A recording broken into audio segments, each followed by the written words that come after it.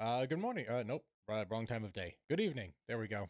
Um, been 2 weeks. Uh, I got the COVID. Kay and I both, unfortunately, because people suck. Um, I also had mine paired with a nice 40-degree fever for a short time, which was not great. But it reasonably put off D&D for a little while. But now we're back finally, excitingly. And we're just gonna have Kay catch us back up because I think I think everybody needs it at this point. So, okay, tell us what happened. Catch us up to speed. All right. Let's see. Where did we stop? Great question. No, wait. Where did we start? To where we stopped. That's also a good question. Yeah. All right. Yeah, we started with dinner, drinks at the Dusty Daisy. We did some catching up with Theron. Got some information about Solana. Just some. How's the family? What's going on? How's the siblings doing? How's mom? Um, and to which everything was pretty standard. Solana's doing stuff with Strider, Theron's doing stuff with Wise, their father visited, and Theron's scouting for prospects for a mission. Um, and then we got the absolute information drop of the evening was that I don't remember Lilith's mother's name. I just wrote it down as Matron Alana. But is taking a consort. And then we found out that the consort is Hillier. Which I'm glad I was muted for because I squealed. um, let's see. What else happened?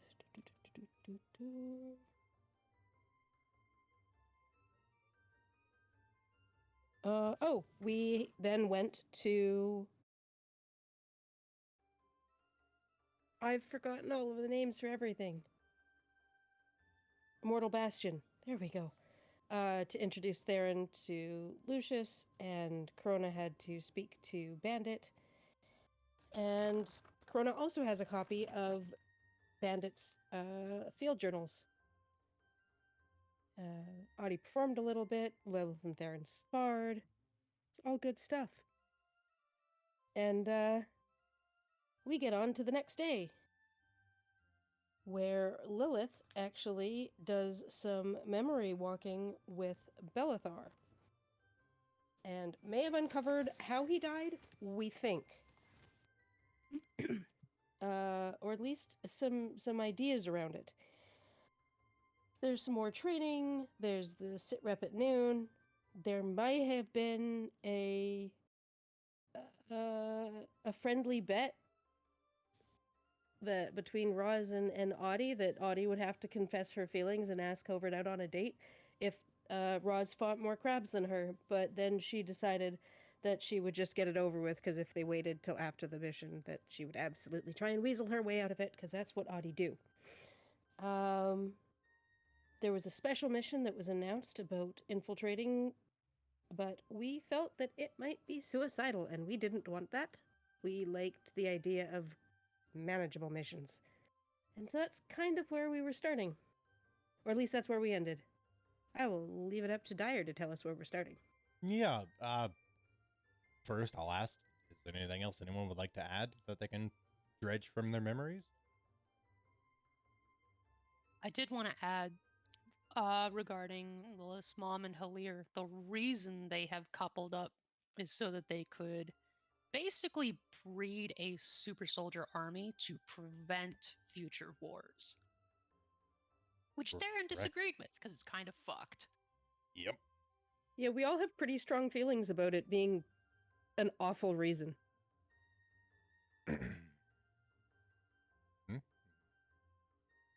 Anything else?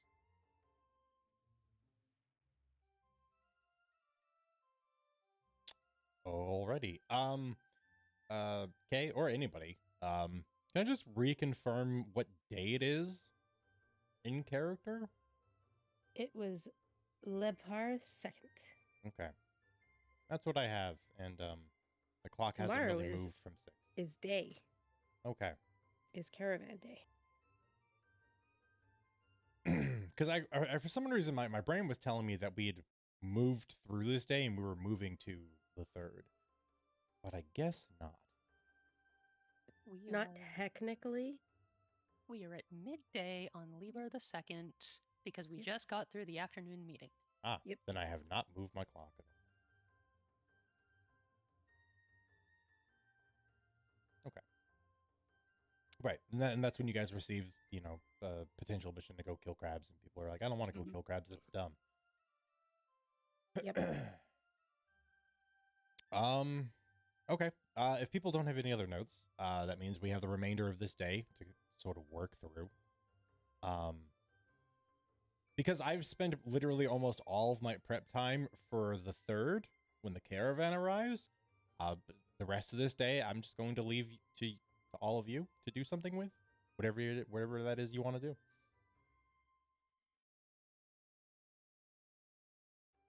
Who wants to start?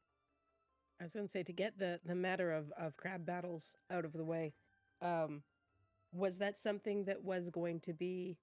I know it was going to be hand waved, but Audie was planning, in fact, on going because she had nothing better to do today while we waited for the caravan. If people want to go kill crabs, I will award whoever goes an amount of silver, probably based off of a miscellaneous die roll. Lilith will go with the others if they're going. Get some silver for that caravan. Might as well ride its money. Yeah. And food. So is everybody except Titan going? Is that what this sounds like I now? don't think so. Maybe. Maybe. I'm sure Ben will love it when he comes back and goes, "So what did everybody do?" We went on the crab mission. I mean, honestly, unless Titan was going to stop us, there was nothing else for us during the afternoon. It was all social calls, rather.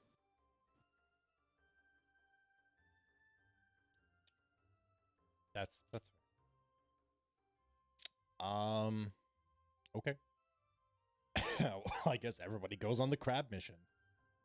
That'll consume the better part of the day. Assume you will return late into the evening.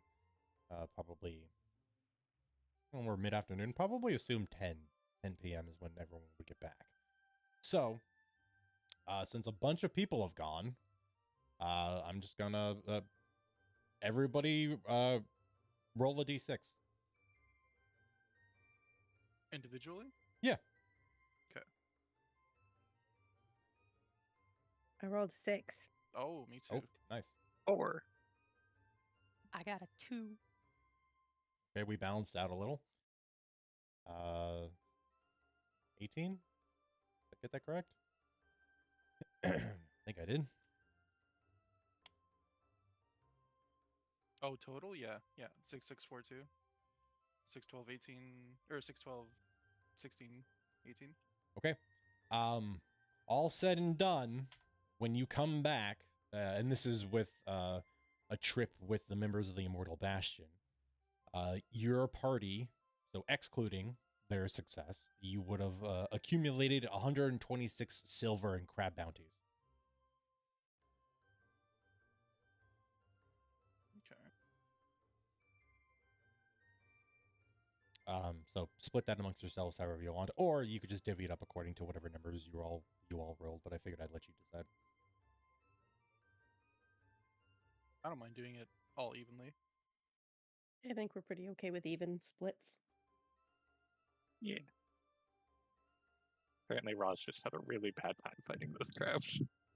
She was probably stopping Audie from falling in the river a lot. And Audie was like, "Look, I killed another one." Be like, "That's because you didn't drown, you ungrateful bitch." I think it's because Roz is dedicated melee, and anytime she tried to run up to a crab, it would scuttle away from her.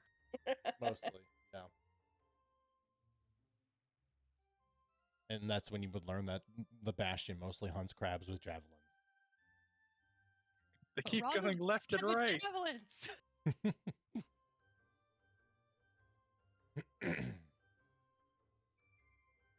All right. Well, so that was the bulk of the second of Lebar.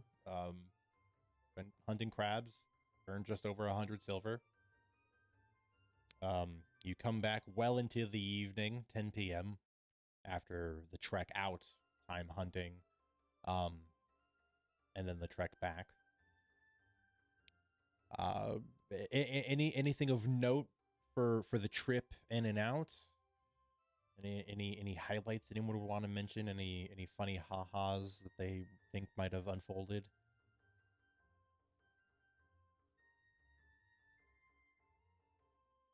How long is the trip to get there? Probably about 2 hours. It was just it was because this wasn't going to the beach. This was a section of the river that had gotten overrun. Yeah. So yeah, if I recall correctly, I think it was about 2 hours downriver. I don't think there's anything super particular with Lilith. She's just spending time enjoying the company of the pathogen. Sticking close to Lucilla to get that vision of hers, hopefully one day. One day. Can't just pressure her like that. Why not? Not how it works.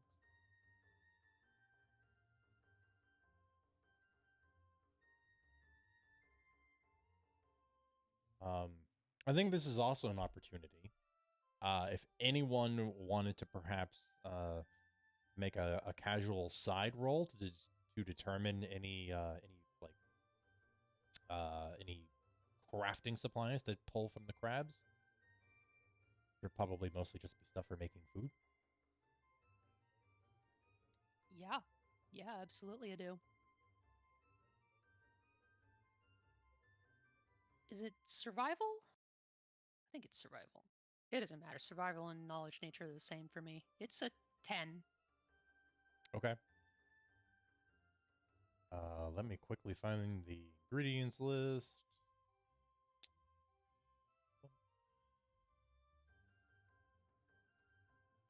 I have a lot of PDFs open right now. Materials. That doesn't help me at all.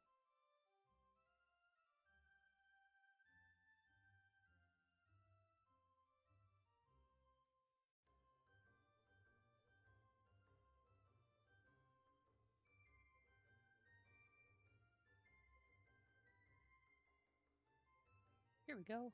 Hide and meat harvesting. There we go. How big are they? They were size medium with one size large. Well, Roz can get a medium,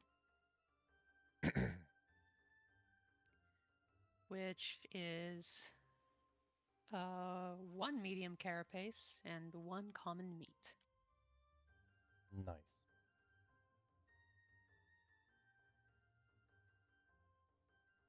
And Lilith spend the time people are cutting up crabs to forage around for some plants. Yeah, sure. You'd have 2 hours. Yeah, realistically, anybody that has a relevant gathering skill of some sort, I think we could safely assume that you weren't fighting crabs for 6 hours. In which case there was probably like 2 hours of like fighting and hunting and tracking, and then like bookended by harvesting and food and rest before heading That's back. a survival roll, right? Or Or nature. that one specifically, I think it's actually herbalism kit. Let's go to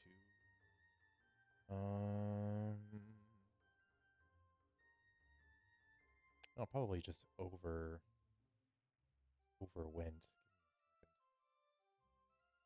I need to make a cheat sheet for me for this. Contrary to the content guide, it is not as well labeled as you would like it to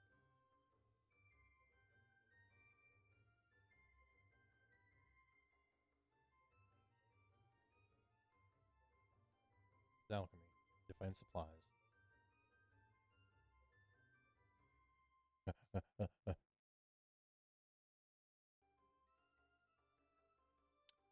Let's see.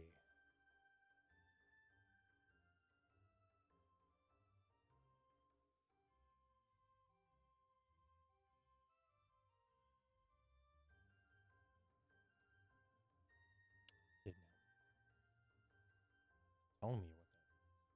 Where's the table?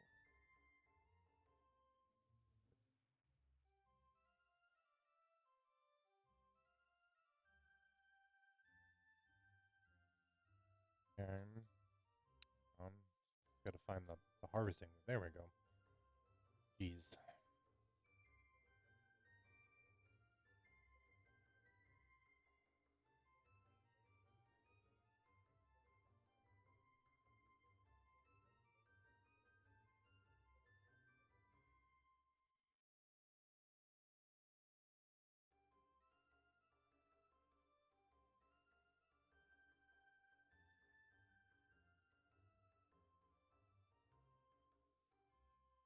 There we go. Jeez. There was a gathering table.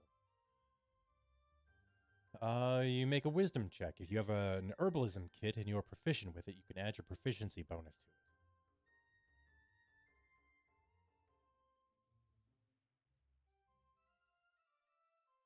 it. I am not presently proficient in it, so it will just be flat wisdom.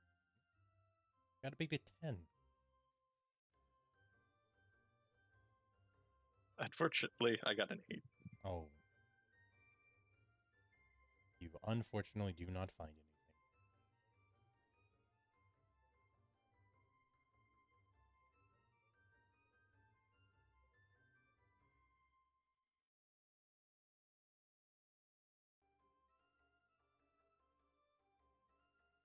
anything. Okay. Allow me to also quickly throw some additional goods in your general direction. Let's do somebody roll a d6 for me.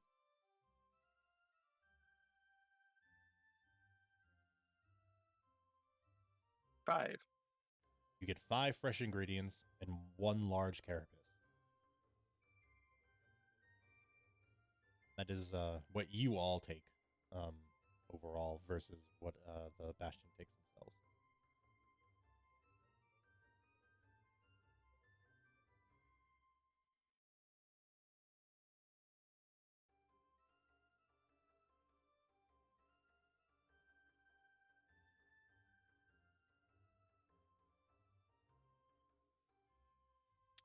Okay. That being said, when you all return, the Bastion does promise that with the harvest of crab, they'll be making a crab stew that they'll bring around to your camp to be shared with other members of Greenwood. So that way everybody doesn't have to worry about a meal for a day.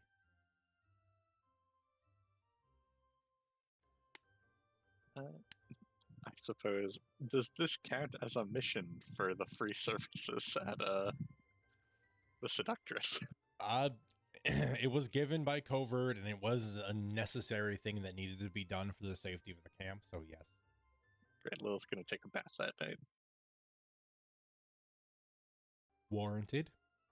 Extremely humid. Fighting crabs.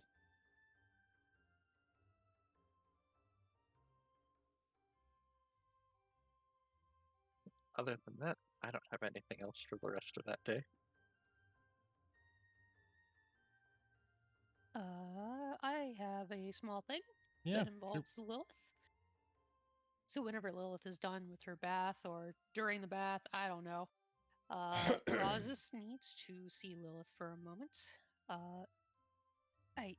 Is there something I could ask you to do for me? Yeah, what's up? You know more about magic than I do, and I've got, hang on, pulls the ruby that she bought from the Gilden Rose out of her, like out of a pouch at her side.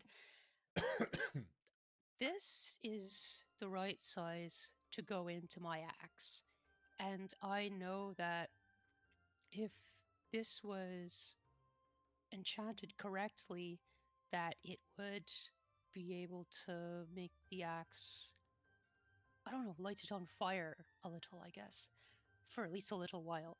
I wanted to ask if you would help with that. Yeah, sure. I mean, You made the rune for my bow. Seems only fair that I do something in turn. And you have the materials? Great. And you don't have a lot of money, but the merchant caravan is coming through, so you can just consider my entire coin purse your money? I don't have a lot of money because I already bought something nice for myself. And I'd like to buy you something else nice for yourself, too. We'll see what they have. I'll consult Callista about enchanting your axe or enchanting the ruby, I guess. See what I can do. All right. Thank you. And I'm not going to exclusively buy nice things for you tomorrow. Is that a believable lie? Only if you're trying to get around it by buying nice things for other people too. That's a good idea. Spend some money on yourself. Why? Because you deserve nice things too, Roz. Ugh. I'm going to bed. Good night. Well, you're not coming. Now I'm gonna consult with Callista. All right, well, I'll be in your tent. Smells better. Gee, I wonder why that is. Don't just. Good night.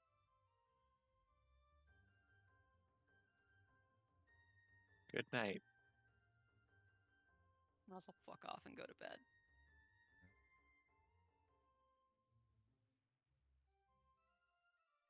Okay.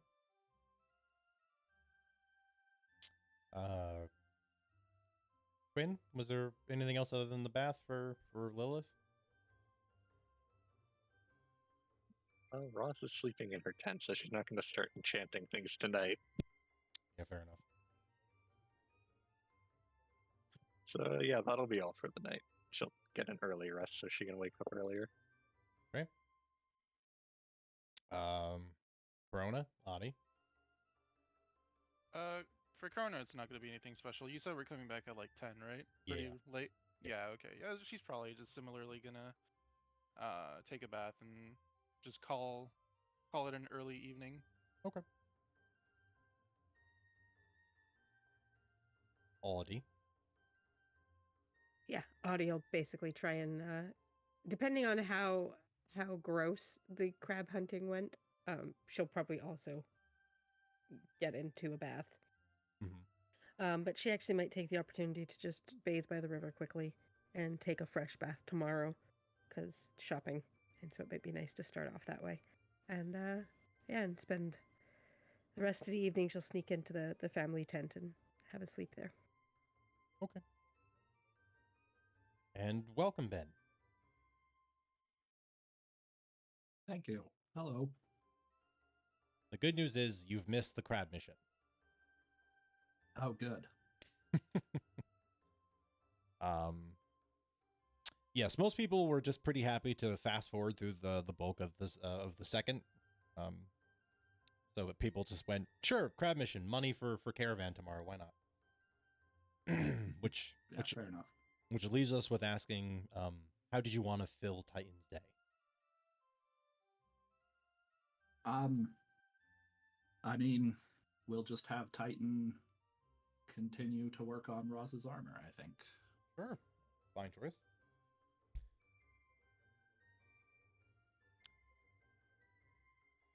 So, 2-hour increments. We established that we basically started the game at noon. So you can choose to work however late Titan would want to into the evening. I'll say he probably only works till about 6 o'clock. Okay. Do 3 checks. Alrighty. Let's get her done. Get her done. First one's a nat 20. Very nice. Good way to start. The next one is... math is going to be hard today. Plus...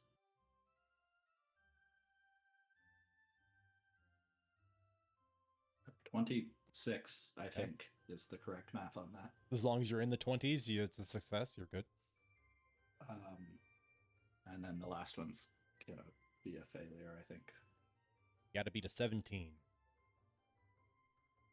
Yeah, a 13 is the last one. Okay. Well, in which case, tack on 2 more successes. 2 successes.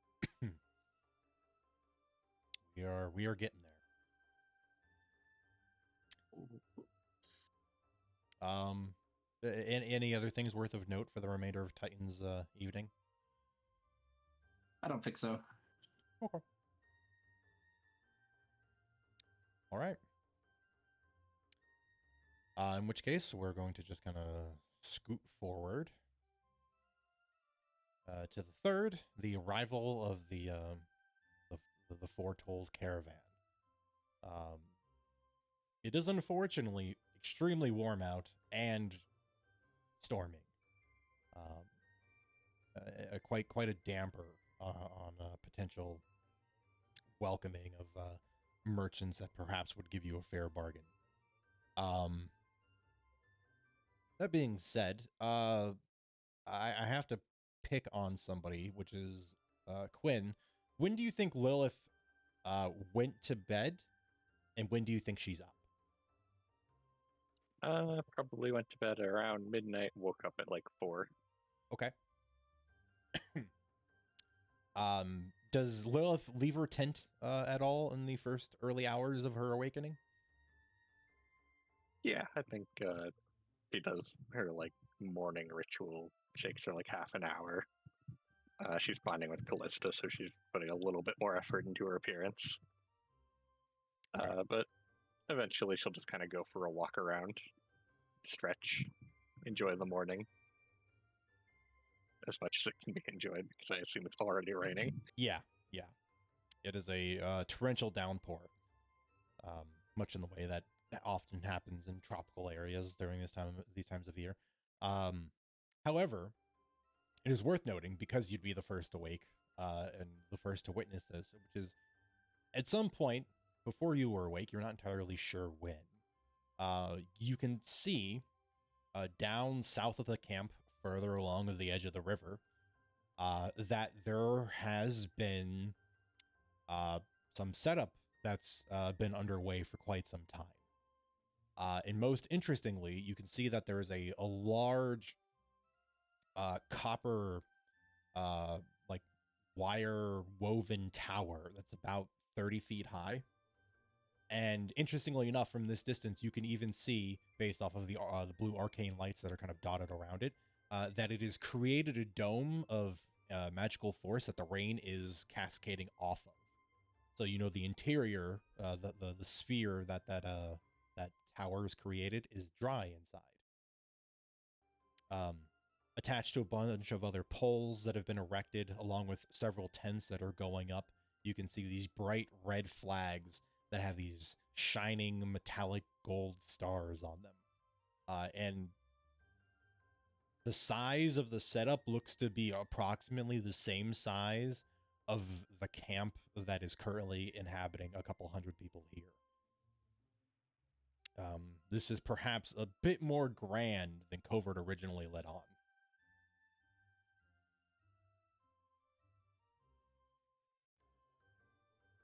I think she is a little caught off guard by just how big this caravan that she was expecting to be maybe like a dozen carts pulled by horses is using magic to just stop the rain from hitting anything around them. But I think she's actually just going to busy herself with trying to enchant that gem in the morning, see if she can get it done before the others wake up. Sounds like a good use of your time. It's an Arcana roll with a DC of 14. Good. First one is a success with a 24. Very nice. The second one is a success with a 22, which it only takes 4 hours to craft, so... Right around the time everyone else is waking up. Assuming I'm looking at the right one. It's the Flickering Ruby, right, Roz? That's the one. Okay. And with big numbers like that, you crushed it.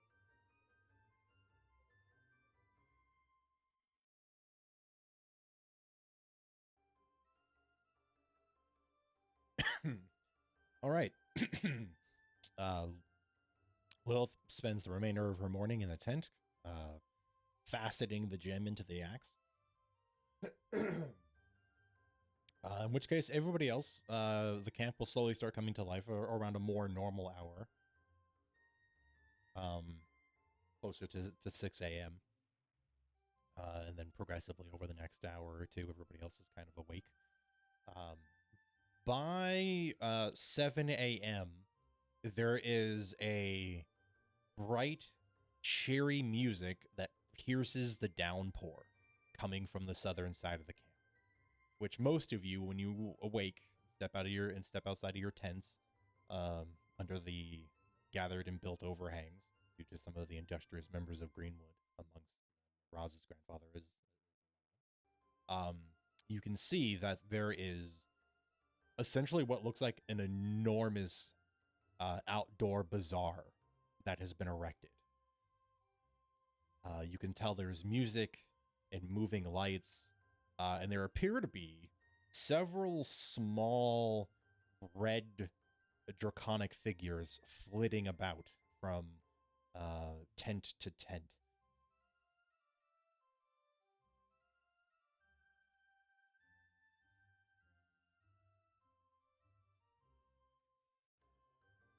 Oh, start of the day is respectively all of yours to do with what you will.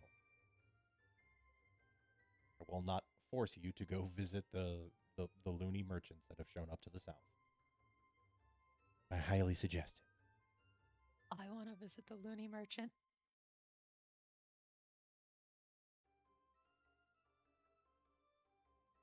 Oh, Roz, are you up yet? Mm, I finished that your noise? jam. The merchant caravan is a lot more than I expected it to be. Let me get up. I'll crawl out of the tent. Immediately get rained on. Oh, wow, that's not just a bunch of wagons.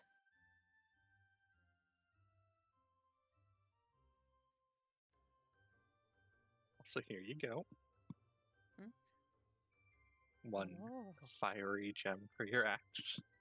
Roz will take the axe, look over that gem. How do I turn it on?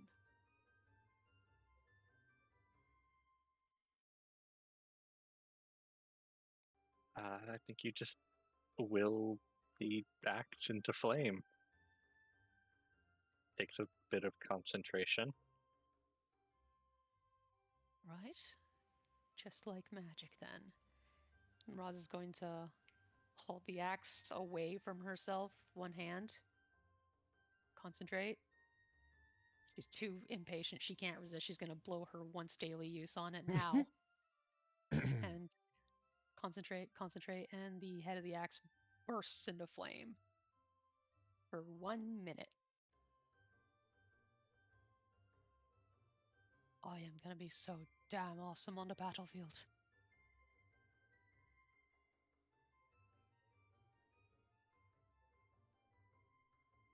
Yeah, it's pretty cool. Now get ready. Let's go see what they have for sale. Okay, I'm coming. Oh, the gold bar. Gotta sell it. Right, coming.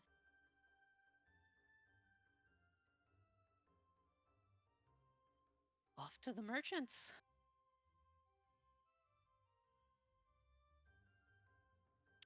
Off and away you go.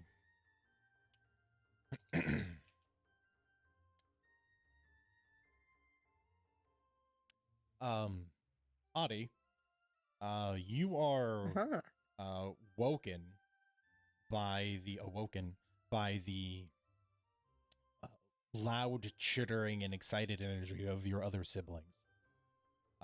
Who, respectively, like most kids, tend to wake up a lot earlier than those who have aged a little. and you find that there's quite a bit of a hubbub of your mother trying to get everybody respectively dressed and equipped with raincoats, because it seems as if there's a great desire to go see what the interesting um, arrival of the what most people are calling circus tents to the south.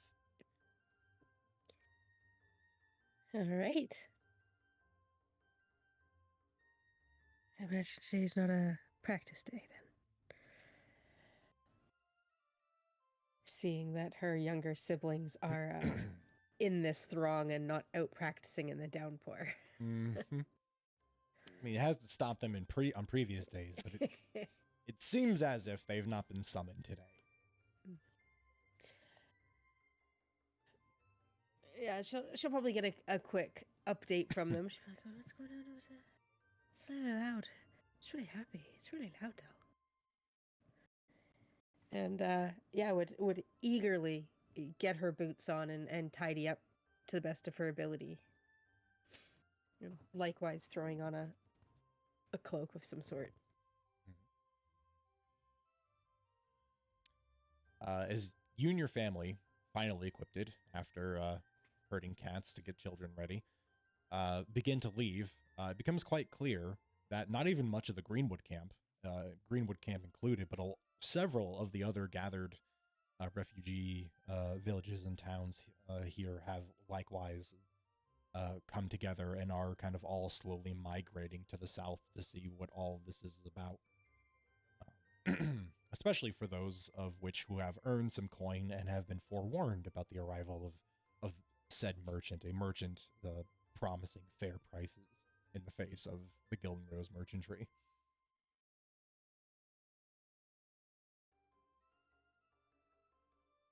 That being said, for the remainder of the party, this this small exodus and the requisite noise and excitement that has sort of come with this is impossible to ignore up to a point. So, for the remaining two members, Titan and Corona respectively, what does the start of your morning look like?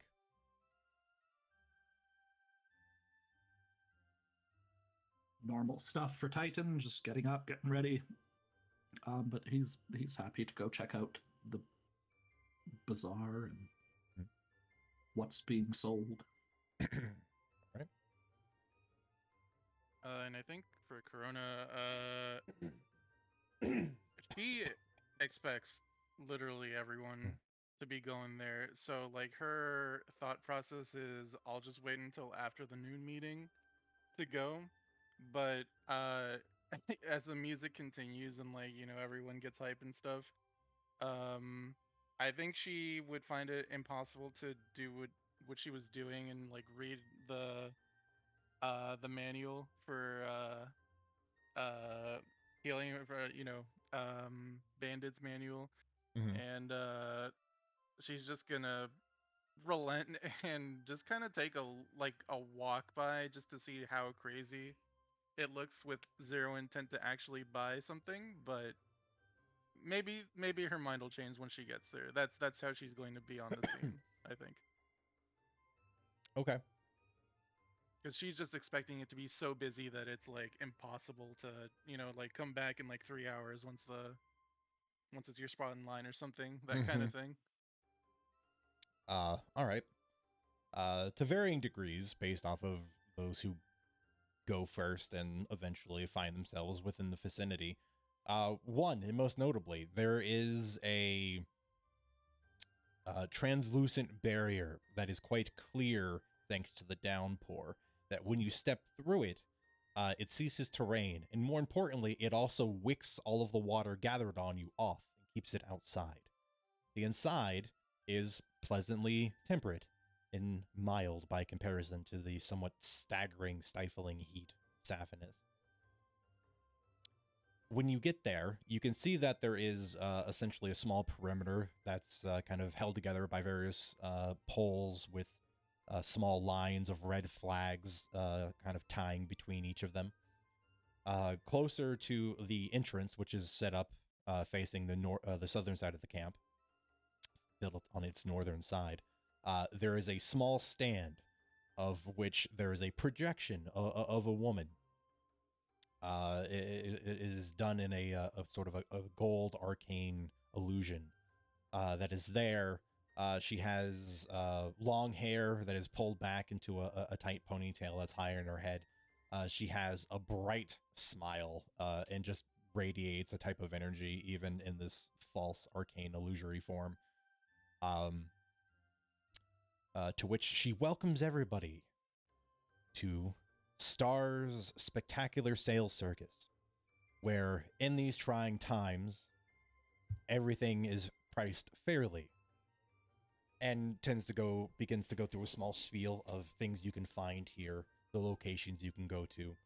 Then will likewise include that any purchase that is over 50 silver comes with a one-time free healing potion.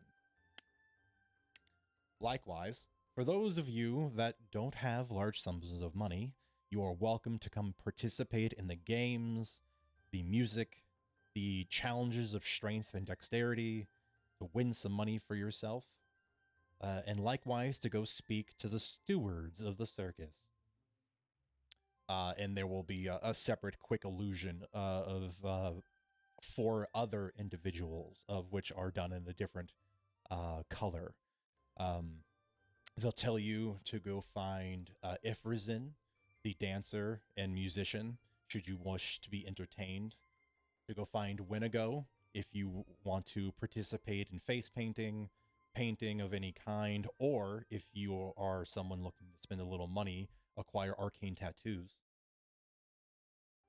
To go speak to the artificer and current apprentice to the smith, Rathmanus, to ask for unique custom orders, of which, according to the interest of Rathmanus himself, will be discounted should it acquire his attention. And the last one, for those that bask and revel in games of chance and assuredly know that no cheating will be allowed, you can go speak to their headmaster of games, Daladalian.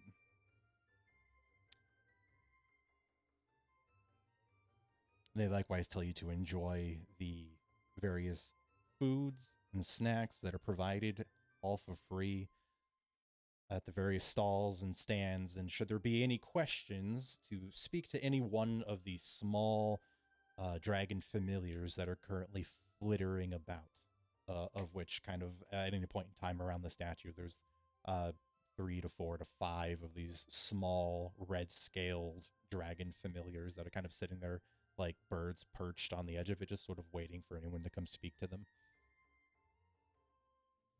And of course, for those of you that wish to buy anything in our inventory, just come to the center of the circus and our inventory will be made available to you.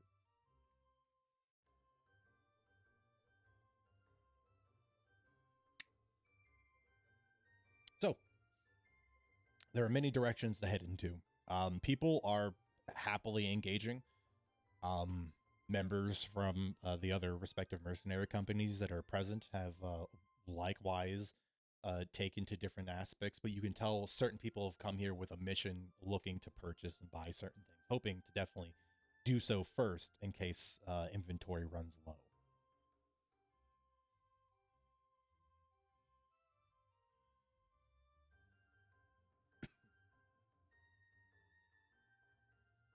For those of you on your initial approach, you will quickly have one of the small red draconic familiars fly by with a small little red, white, and gold striped box that's filled with all manner of sugary confections. If anyone would like to grab one, say so. And then you're going to roll Free candy. Yes. and then roll a d20 for me, and we'll determine what you've grabbed. Natural 20 on the candy check. 7. Most Nope. important check. 13. I think Corona will abstain, since she's just passing by for the moment anyway. Fair enough. Titan also will abstain. He's not one for sweets. Okay. Lilith, you have acquired a tough cookie. They're pale sugar cookies that contain 4 peanuts that are arranged in a near perfect square. When you consume it, the savory flavor of the peanuts remain for 1 hour. During this hour, you gain advantage on all strength athletics checks.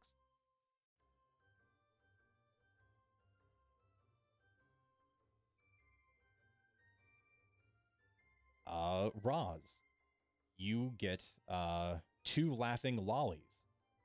When you begin to consume this garish pink lollipop, you must succeed on a DC 12 wisdom saving throw or experience the effects of hideous laughter. These effects last for 1 minute or until someone else removes the lollipop from your mouth, whichever comes first. Well, she can't resist eating one immediately. So let's see how that goes. DC is 12, right? Yep. Damn, so close. I got a 3. You break out into a fit of uncontrollable laughter. Fall on the ground, full belly aching laughter. Well, doesn't know this cookie has a mechanical benefit to eating it immediately.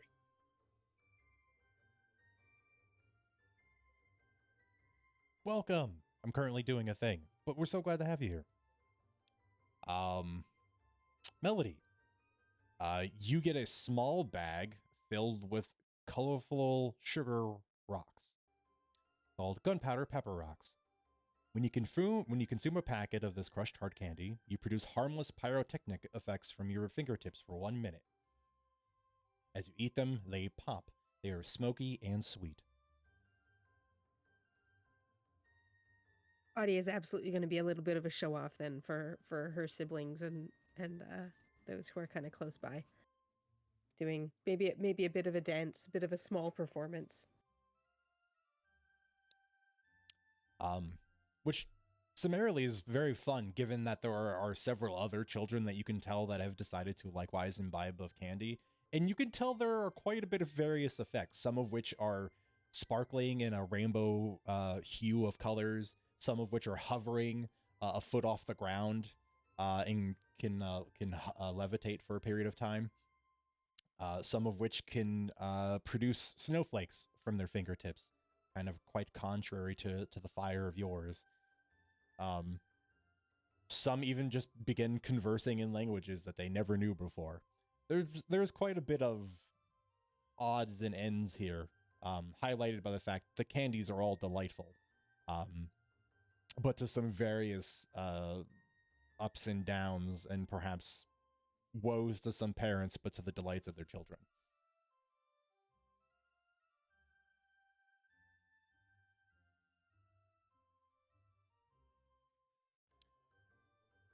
So, who is going to be the brave one to go visit someplace first? You got entertainment, you've got games of skill, you have inventors, you have the merchants, and games of chance. Roz has to go try a game of skill. Strength specifically. We'll go with her. Yeah, of course. Roz has Lilith by the hand. She's not separating. This is practically a date. Okay. You begin making your way through, the small area. The music is ever present, and joyful. And eventually you get to the section where you can tell there's a small, more or less kind of field that has been left open with various different setups and stalls to accommodate different individuals to practice different types of games of skill, of which you can see several people participating in. Small queues have already been forming for different activities. Of which, Roz, for you in particular, trying to flex a little, there are two stalls that you see.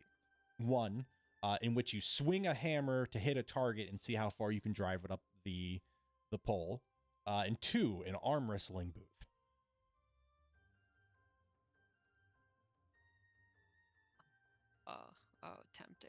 think we're gonna do the hammer. Okay.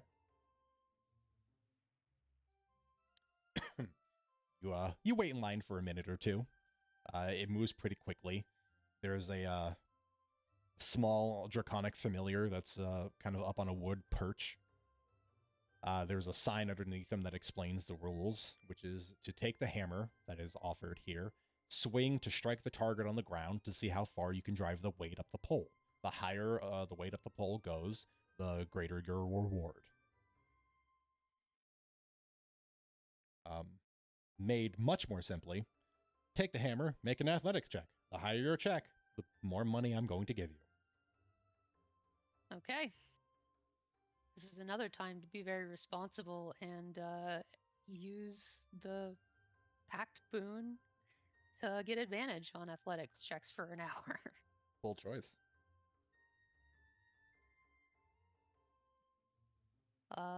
And I'm glad I did because that is a 25. Very good.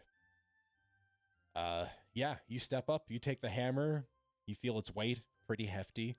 But with your divinity acquired and fueling you, it feels just as light as a simple wooden club might.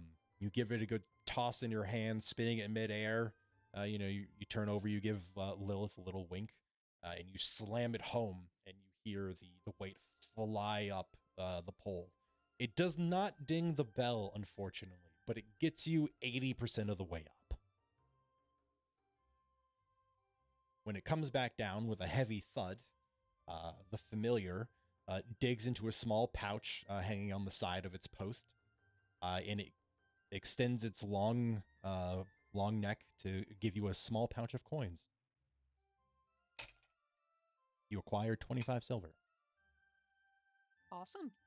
25 more than I had. For what it's worth, there's attached to the sign amongst its rules is likewise so far a leaderboard, of which there are a couple of various signatures, names, and monikers that have been attached to it. Who's the highest? The highest currently belongs to none other than Lucius, who rung the bell. One day, I'm gonna beat that bastard. I know he's twice my height, but one day I'm gonna beat him. For what it's worth, Roz, you are at 5th. Not high enough. Not nearly high enough. You can have repeat goes, but the returns on the prizes get smaller as you go. One day we'll find this place again. Anyway, that's more what Roz likely wanted that to it do. finds us. Mm-hmm. Fair enough. Lilith, would you like a go at anything? Yeah, any challenges more in line with her skill sets? There is a ring toss and a dart game. Should play some darts. Okay. So, you have two types of shots you can make. You can choose to make a straight roll, which would imagine wielding a dart as a weapon and throwing it to hit a target. So you'd make a normal ranged attack roll. Based off of how high you roll is how many points you're going to score. However, you can then also choose to make the roll at disadvantage, and will receive more of a bonus if you succeed despite that.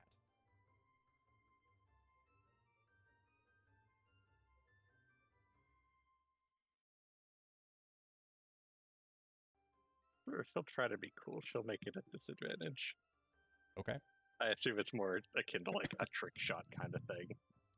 A bit. There Or are out of the range. Yeah, I mean, and there are balloons on a board, and according to whatever balloon you happen to hit, there is also a corresponding trinket prize along with the monetary prize. She does like trinkets. So it is essentially a dart attack roll. Yep. 90% certain that rogues are proficient with darts. They're simple weapons, right? Yeah. I'm about to say, yeah, I would be surprised if they weren't. I hide from the balloon now. Oh, that's surprisingly good. Unfortunately, I don't get to keep that 19, but it'll be a total of 21. Sufficient. Despite the elongated distance and the smaller targets, you still manage to pop a balloon, of which you are presented with a small bag with 21 silver coins. Likewise, you are given a pair of satin gloves decorated with different polished stone beads, of which have red, white, black, green, and blue colors on them.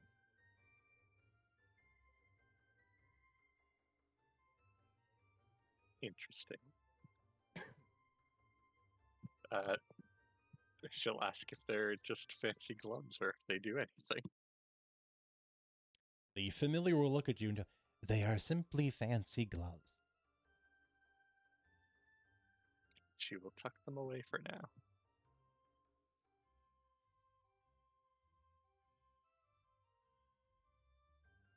Okay.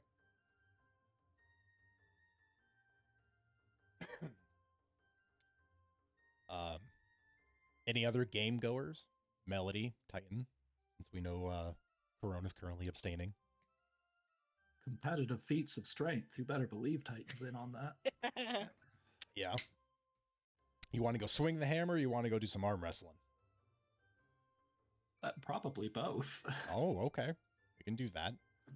Let's see if we can't get Titan up on the hammer leaderboard to make Roz feel even worse.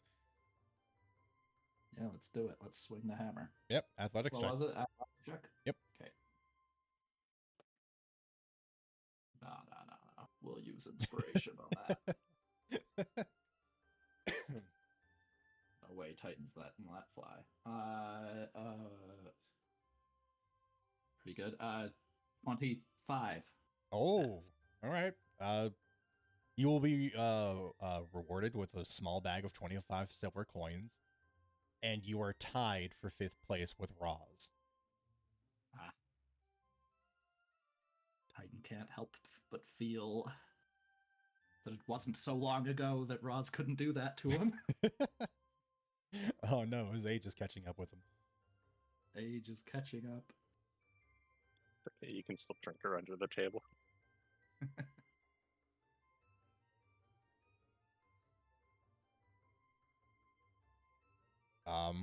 That's okay. Arm wrestling time. Yep.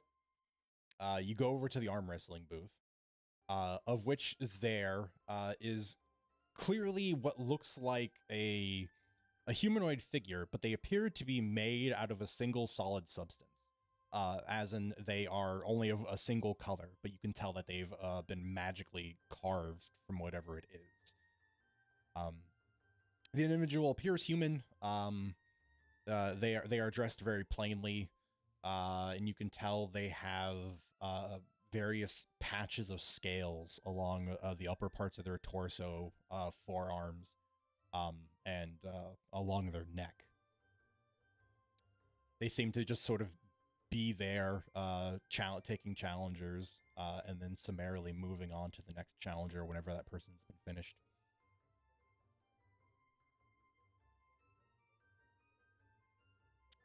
Fair enough. If you were paying attention on the way in, you would realize this is a recreation of the individual known as Raphmanus, the artificer.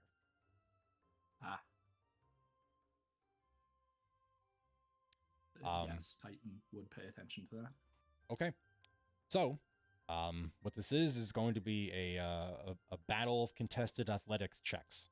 The idea is you basically want to have 3 successful checks in one direction to win. Okay. So could go back and forth a little. Not an amazing start. 17. We have a tie. Mm. As you sit down, grasp hold, and initiate the contest of strength, you find that both of you, through exertion, have not moved at all. Second roll.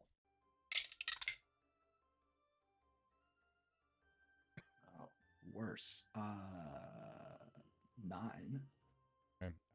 16. One notch in the direction of the statue. Another. Pretty good. Also pretty good.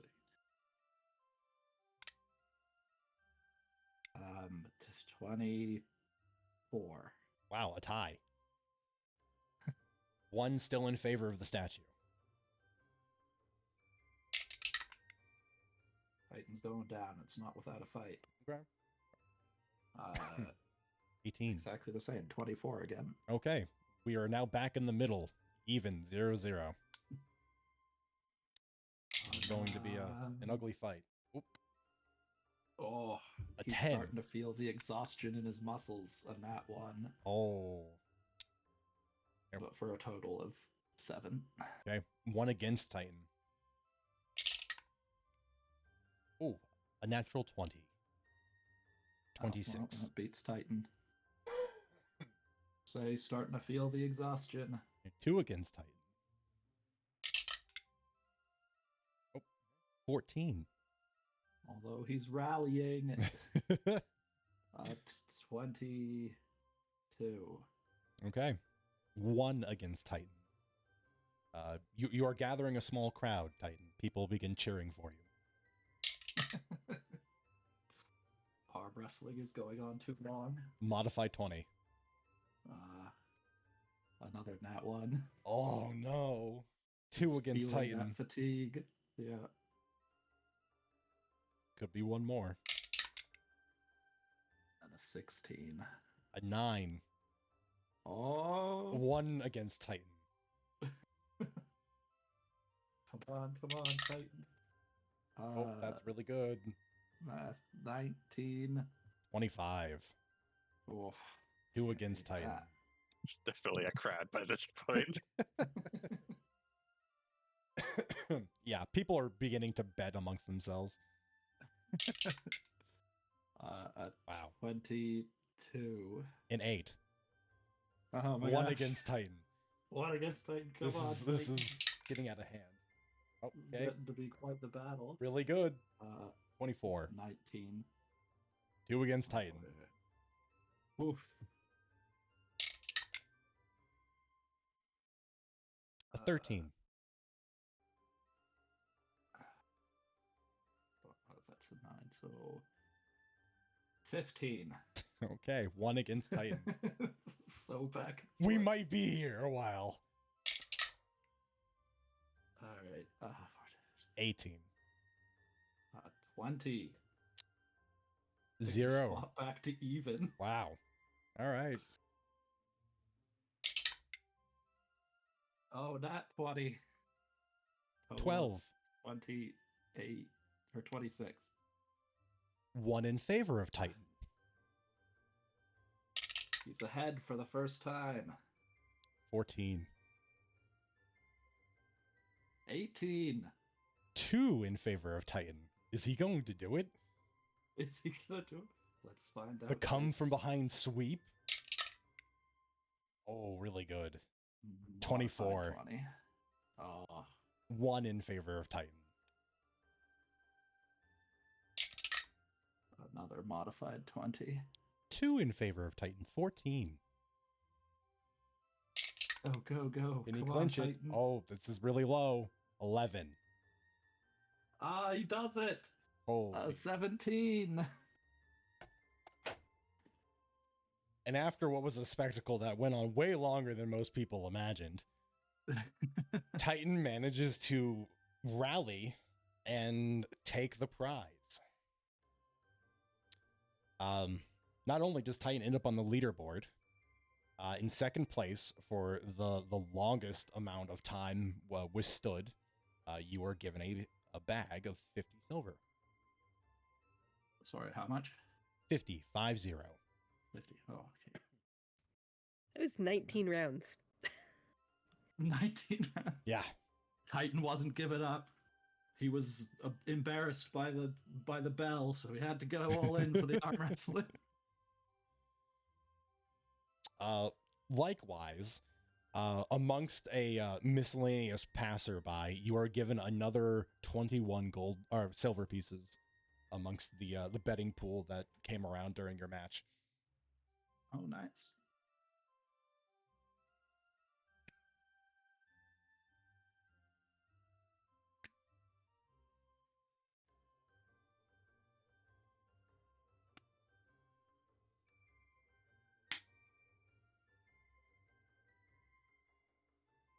I thought that was fun. I'll let other people do what they want for a bit and circle back to Titan for later things. Sure. Melody? Melody, for the most part, at least in the morning, is planning on, or at least I guess the first round through, mostly for entertainment of her siblings. Like, if there's something they want her to do, she'll do it.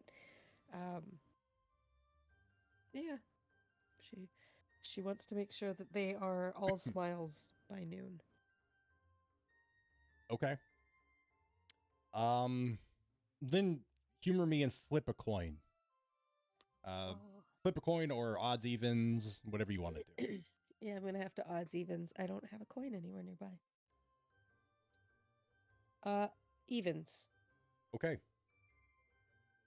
Some of the older kids split off, much as their ability to, since they are more or less self-sufficient.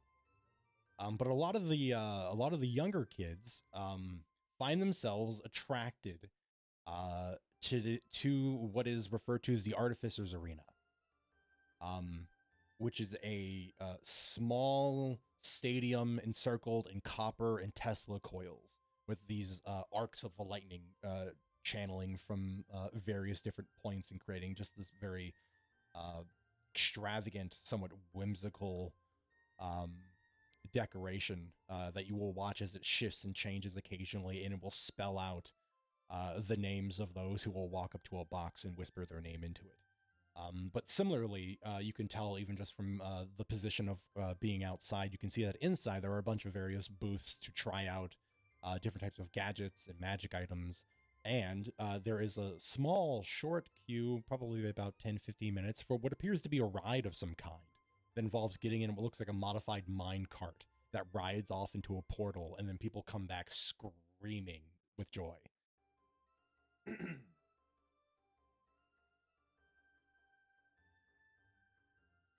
The kids want to go on the minecart ride.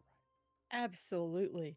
Yeah, I figured this would probably be Audie with Delia, Durant, and Zine. So her three youngest siblings. They're 12 and 10, I think. If I look at my notes. Yeah, 12 and 10. Well, you wait in line. People are similarly excited and whispering and talking about the things that they've seen, talking about the things people have been talking about after they've come off the ride, how they've, some have gone through underwater kingdoms and seen krakens, and others have been taken through storm clouds and hurricanes, and some have been delved into the nether layer through winding rock tunnels filled with boiling lava, and unimaginable creatures fighting one another. And the tales just progressively get wilder and wilder the closer and closer you get. It's worth mentioning, while you're sort of there in the queue, you can see in the center of the Artificer's Arena, there is an individual that stands just under 6 feet tall, is wearing a very simple pair of slacks, a blue shirt that matches identically to the bright blue beard and hair that they have. Their hair is kind of shaved off to the sides, but it's very wild on top. It's pulled back currently to a ponytail. They have a large cigar sort of hanging out of one corner of their mouth. They have a bunch of, kind of like a holster arrangement on their chest. and likewise a bunch of belts kind of wrapped around their waist, which you can tell have a bunch of gleaming, jingling tools attached to them. They're currently standing over top of a table, and there's a small, what looks to be like an animated statue standing next to them on the table in a conversation with them. And there's currently just just immense lineup of what looks like a lot of various members of the more prominent mercenary groups, including the League of Phantoms, White Cross Company, even a member or two of the Immortal Bastion, a couple of the tyrants that are still here, things like that. There are people there waiting in line to speak to this individual, and you can tell that they are currently working over what looks like a large amount of various trinkets, and there's just a stack of paperwork next to them. And this would be Rathmanus, the the artificer and apprentice to the smith.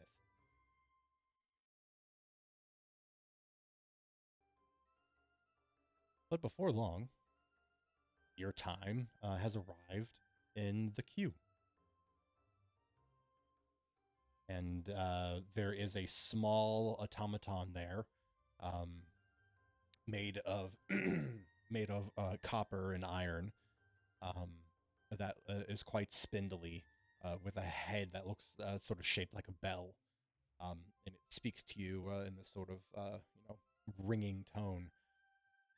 Please, if you would step into the cart, take a seat, and fasten the belts therein, we can send you away on the magnificent, magical ride out into worlds beyond.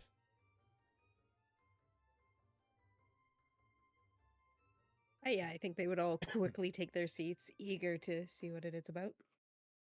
Okay. You all climb in, strap in, and then eventually a bar lowers over top of your waist, and there's a kind of a slithering series of metal scales and panels that wrap down and secure over your shoulders.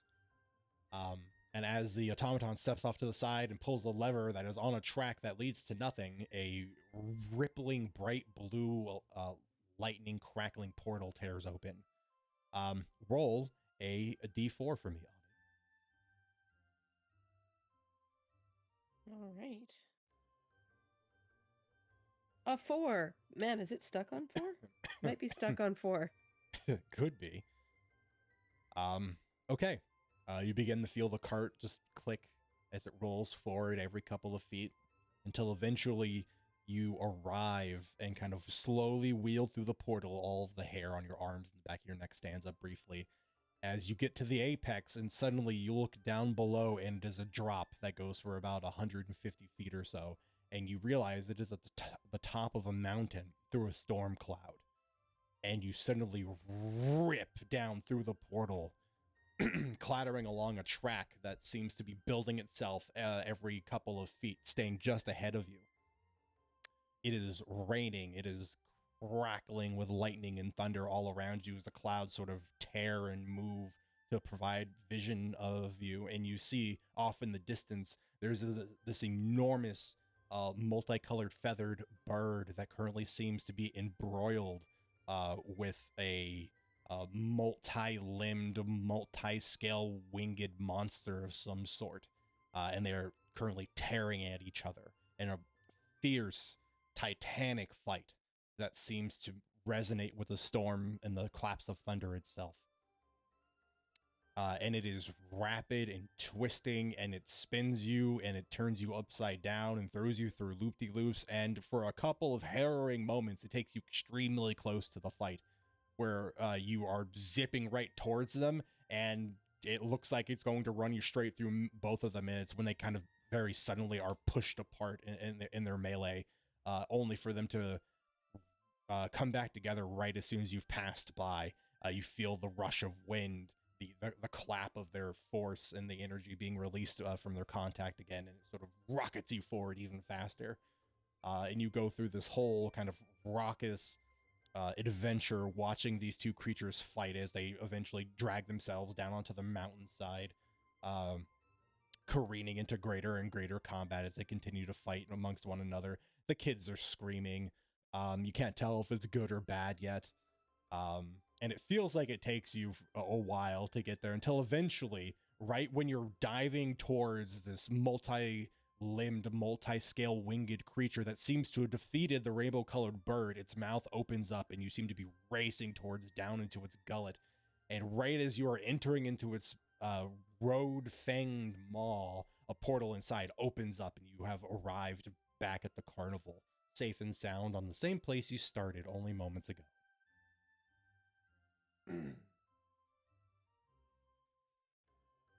Please Audie exit on the right side of the mining car.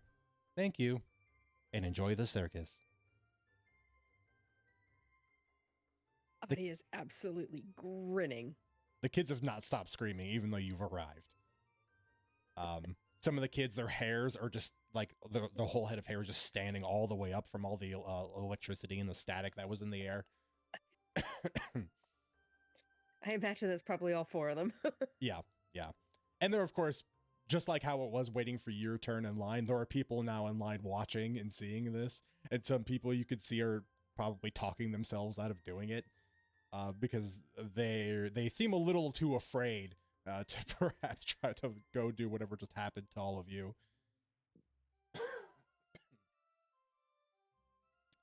But the automaton will help the kids out of the car. A couple of them are wobbly legged. And after you get a couple of feet away where there's heavy breathing and panting, you hear the twins immediately scream, "Let's do it again!" I was going to say, do they have age limits or supervisory limits? No, they do not, even though maybe they should. Fair. And Audie just kind of goes, I mean, it seemed illusory to her. Like, it seemed safe enough. I guess that's a question. Like, if she left the siblings to be like, oh yeah, go do it again. Go for it. I don't know, as much as you trust your siblings. They can't go. They've been in this camp so far, so. That's true. Yeah, and she'll just be like, all right, well, come find me when you're done. Assuming Zine doesn't want to go again. They all reek you. All right. And she'll be like, well, come find me or Mom or one of the other adults when you're done. I'm going to go do my own thing. You know your mom is nearby. She's browsing some of the tables of gadgets. You could tell she's definitely keeping an eye on them. Yeah. She'll give you a wave and a hand scoot to tell you to just bugger off. Sounds good. Yeah. Yeah, I think it'll be obvious on Audie's face that it's worthwhile payment that I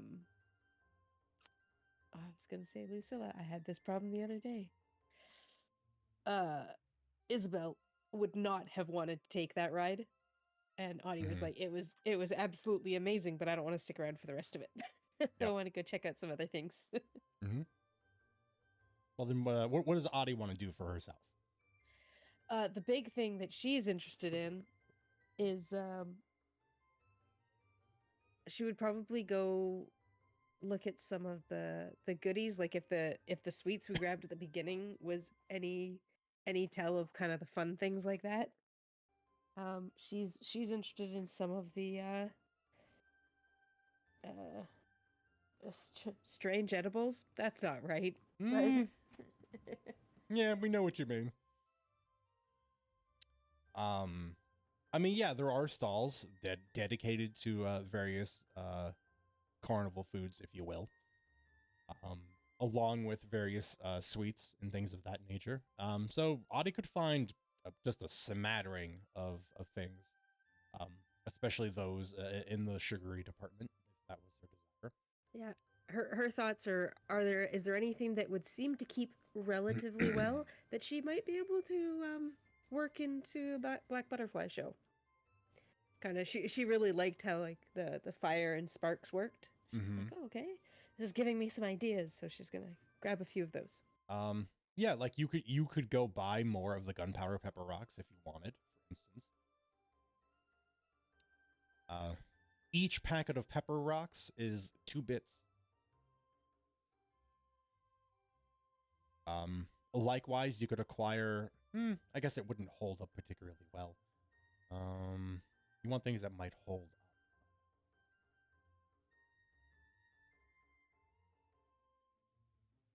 Let me see. Probably venturing towards like hard candies and that then.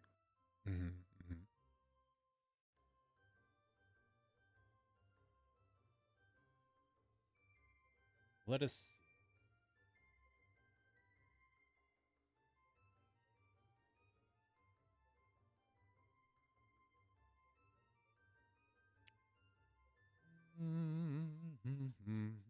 Sorry, it's a very big list. Trying to I see. could roll on the list if that helps. Well, yeah, but I'm trying to find things for you that would aid in the show, not just random things I could sell you. Right. Because if I just wanted to sell you random things, that'd be easy. But I figured you would want something also relevant to the Black Butterfly show. Yes.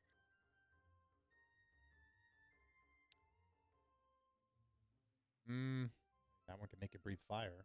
That's probably not quite what you're going for.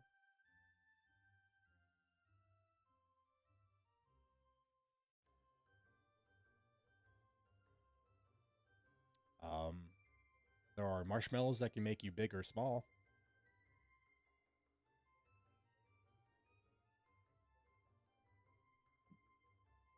That might be interesting. They are 1 silver per mallow.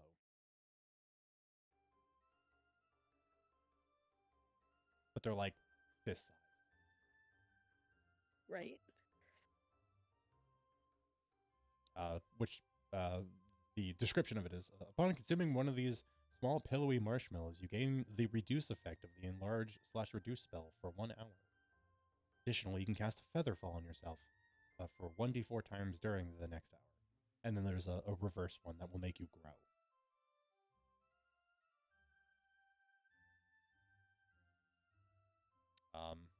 I suppose there was a common candy that allowed you to produce snowflakes if you wanted to go in the opposite direction of pyrotechnics. Yeah, that could be fun.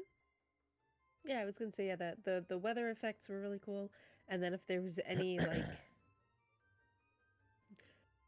not strobe lights, like a dancing lights, like just a. So there is one that will produce a fairy fire like effect, which is a bunch of colored sparkles. However, it is sugar floss. That's why I glossed over it.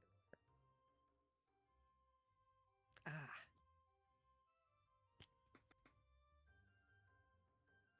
She would probably get some of that just for today anyway, because that sounds delightful.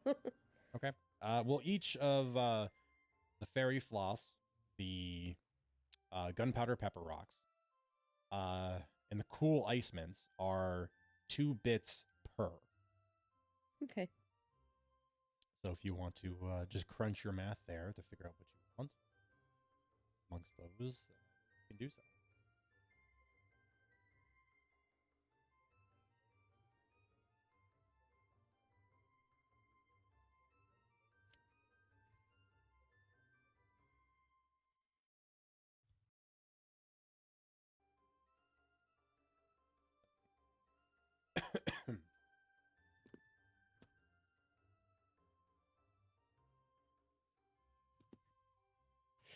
You said it was 2 bits per? 2 bits per.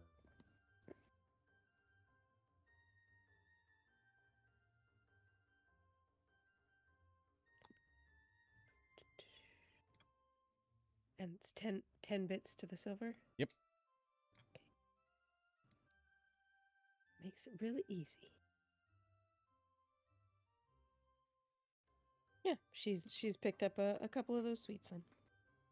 Okay. And we'll probably make her way out to do some bartering, but let's see what other people are doing. Okay. I guess I will go to Corona, who is kind of idly sort of taking everything in. Yeah. Amongst everything, is there anything that's going to get Corona to participate, or is she still kind of keeping her distance? So, I think she would have overheard the little spectral dragons, talk about what's here and all that. She probably would have thought like, okay, inventory's in the middle. Let's go in that direction. Just to kind of see like what the line's like, what it looks like. Can she see anything there?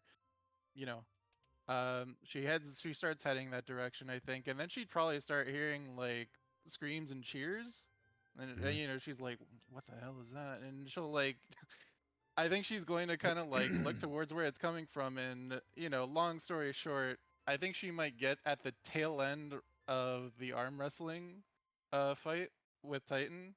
Okay. Just as he's like slamming, the animatronic's fist down, and everyone just like erupts into a Cheers. cheer. Yeah. Yeah, even though she's like all the way in the back. And I think whether Titan sees it or not, maybe once he's kind of like getting up, to everyone's cheering and looking in the general direction, like all the way in the back, she'll just kind of like give like a thumbs up to him. But now knowing what it is that all the cheering was, maybe she has a better idea of what to expect. She's kind of seen a bunch of people doing a couple of things as she's like went in circles to see what was going on here, and I think she'll ultimately decide, well, it looks like the lines are moving pretty fast, so I think she'll circle back and go towards the inventory to see what they got. Okay. 'Cause she's just here to shop for the moment. All right. When you arrive at the center of the spectacular sales circus, there is yet another projection of the bright red woman from earlier. That goes through a spiel of if you go to the requisite door frame with the sign above it of your particular interest, if you enter inside, it will take you to the warehouse, where pretty much everything you can imagine is available to you if you have the money to afford it. Which is a simpler way of explaining it is, this is one of those, if you can think of an item that exists either in the player's handbook, the DMG, amongst any of the other pieces of homebrew we use from Kibbles or Griffins, Saddleback, things of that nature, it can be found here if you have the money to afford it. Oh boy, okay. Okay. I'm dying. So, that being said, they are separated according to various goods of interest. So there's one for weapons and armor, there's one for magical trinkets, there's one for potions, there's one for clothes, there's one for books, so on and so forth. Okay.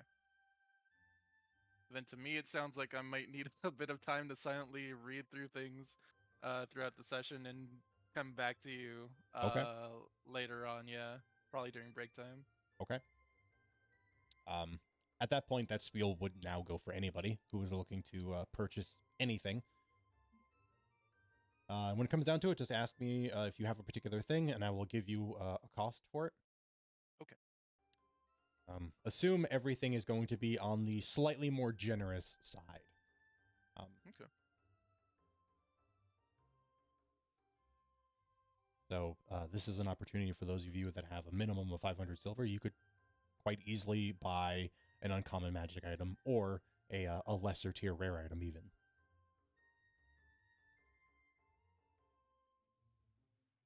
Do So they I'll buy have things to- from? Can we sell things here? they do. There's a counter for it. I'll worry about that in the second half of our session. Ben, you were saying something? Oh, I was just gonna say I would also like to take the break to have a look at things and Perfect. see if there's anything I want or need. Well then, I guess we're taking a break. Wink. We'll be back in 10 minutes. See you then. For more shopping and fun.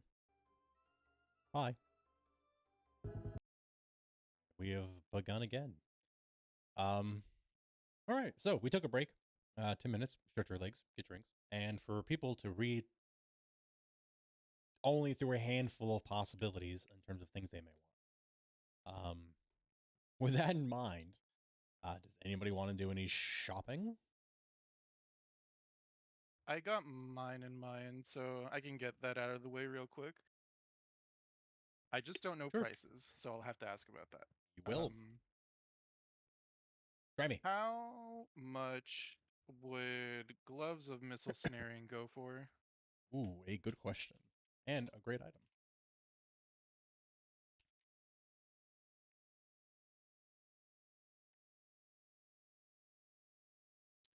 An even finer question. Yeah.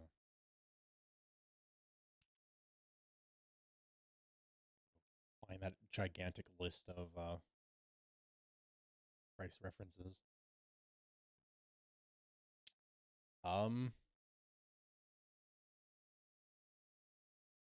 Just roll the dice real quick.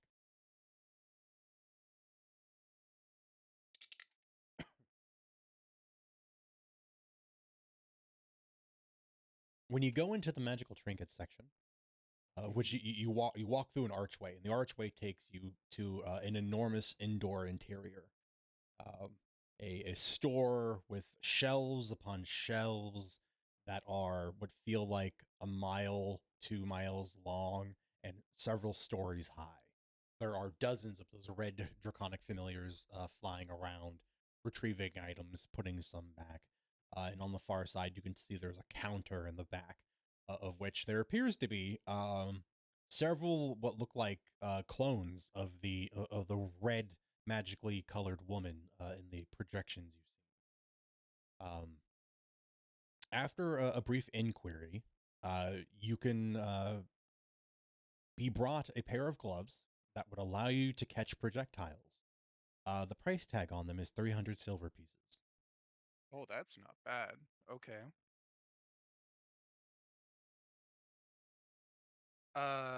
You know what? We'll just buy those outright. Because that's a lot less than I was expecting. So 300. Correct. Okay. And you were Nice. given a complimentary level 1 healing potion with your purchase. All right. I'll add that because I know how to add the potion. And then I'll add the gloves in just a second. Drag and drop. Okay. And last item, I think, for me, because of what I can reasonably expect to afford, this would be probably not in the warehouse. I think she'd probably be like completely overwhelmed and be lucky to have even found those gloves. It's kind of like going into like I kind of just imagine it as like Costco or like the final stretch of IKEA where it's literally just like like aisles of warehouse. But yeah, I think that she'll kind of start getting an idea of wanting to make sure that things can't run away unless we want them to, and maybe she'll get directed towards the tattoo shop.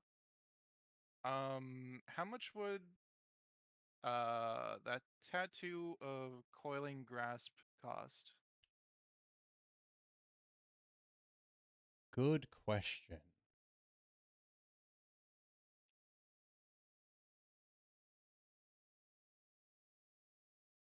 You know is going to be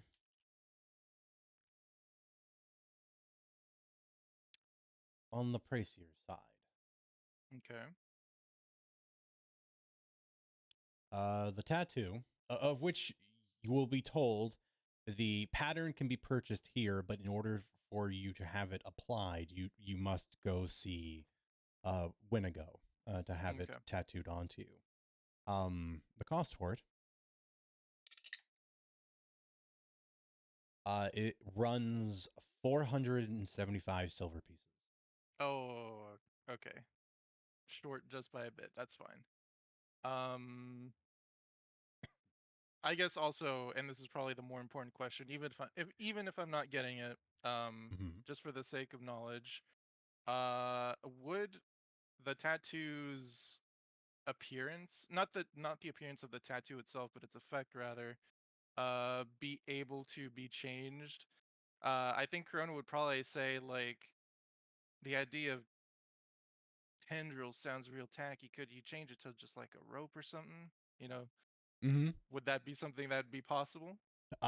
There's a little note on the tattoo pattern that mentions that the aesthetic of it can be adjusted to the person purchasing it, Okay, cool. and it Cool. provides a list of examples between tendrils, octopus tentacles, rope, chain, so on and so forth. Okay, perfect. Okay. Unfortunately, I can't afford it, but it's good to know. That's good info. I think unless if I find something while other people are shopping, that's going to be it for me. Okay. Other people.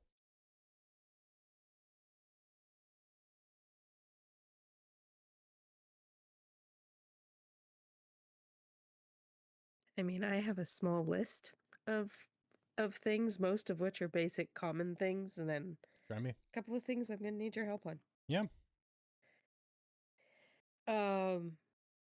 So there were some clothing items that Audie was going to be looking for. She was going to be looking for a black sparkly evening gown like dress.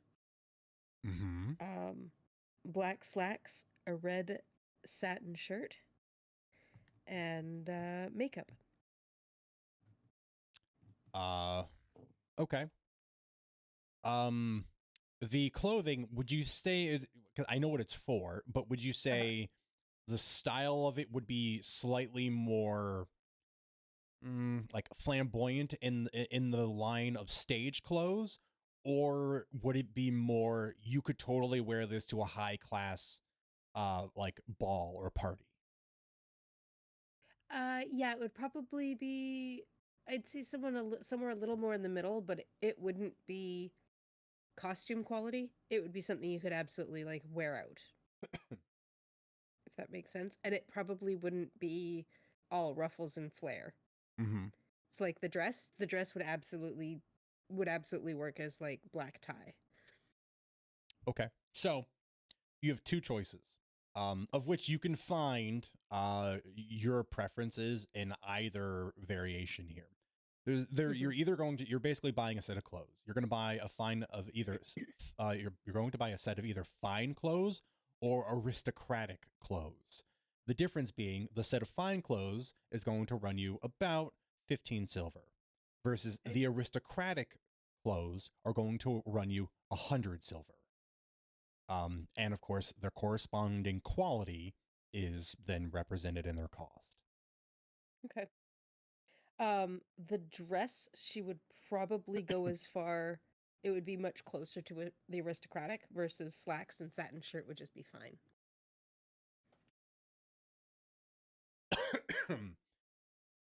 Then I'll meet you in the middle, Okay. and you can refer to this as the black butterfly costume, or however you wish to make note of this particular assembly of clothes, as at 50 silver. Where you sink more into the dress, and the other parts are just accompaniment that are fine, but not quite as expensive.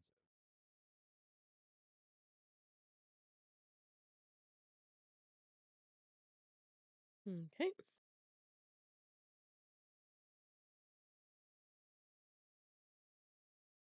Yeah, because that would be two separate outfits, right?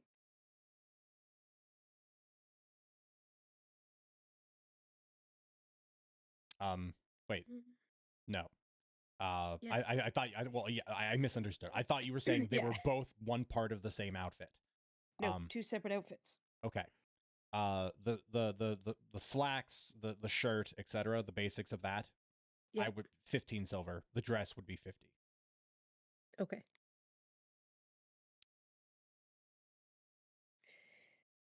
All right. Things such as like makeup and I don't know, nail dyes or something like that. A slew of them. Of which you can get individual pigments, for eye, nail, hair, and skin tone. And you could buy them individually for 5 silver for 10 uses. Or you can spend a little extra and get a prismatic variant that allows you to think the color you want and apply it to yourself. However, it is 50 silver for 10 uses. I should probably go with one of those then. Okay.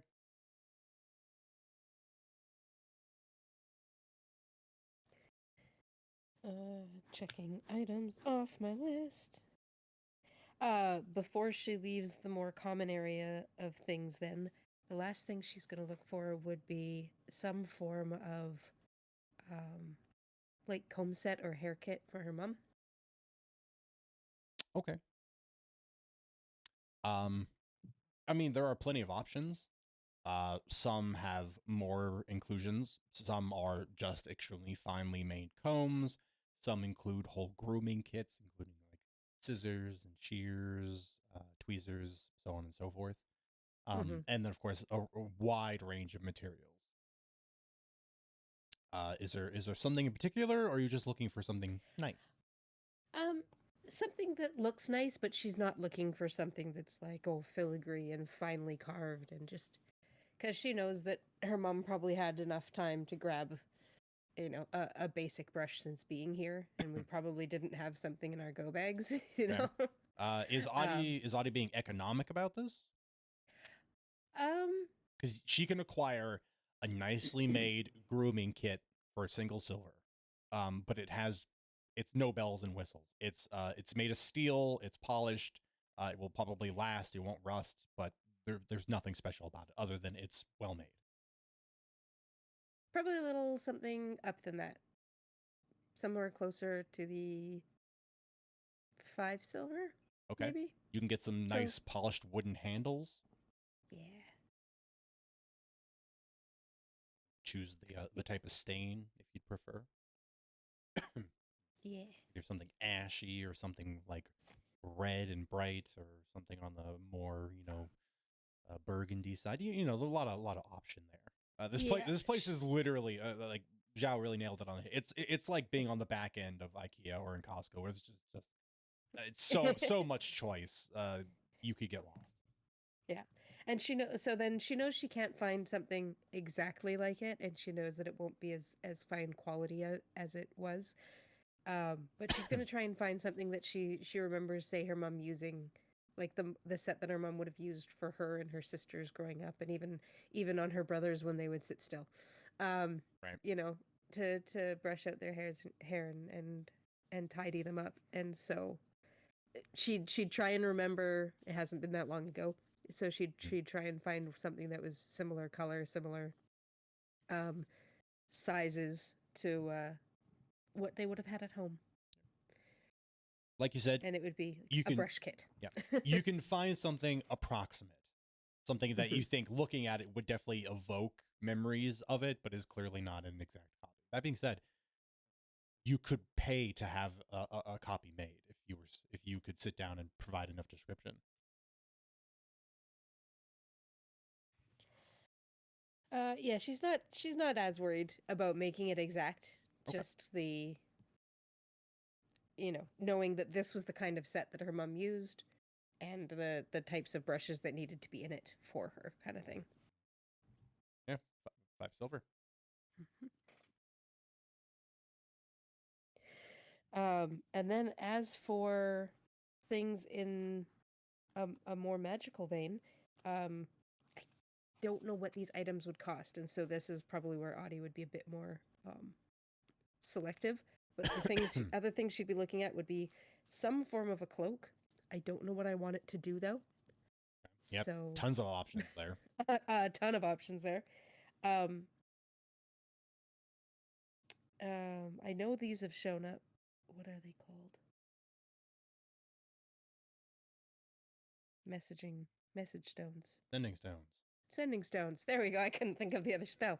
And then she'd want to look over their potions and what's there in the bit more common level.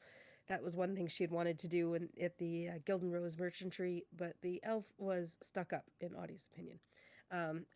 So. Okay. Well, that is to say, can find some varying types of cloaks. Of the magical kind available to you, there are a few. They're all on the pricier side, though. The cheapest starting at.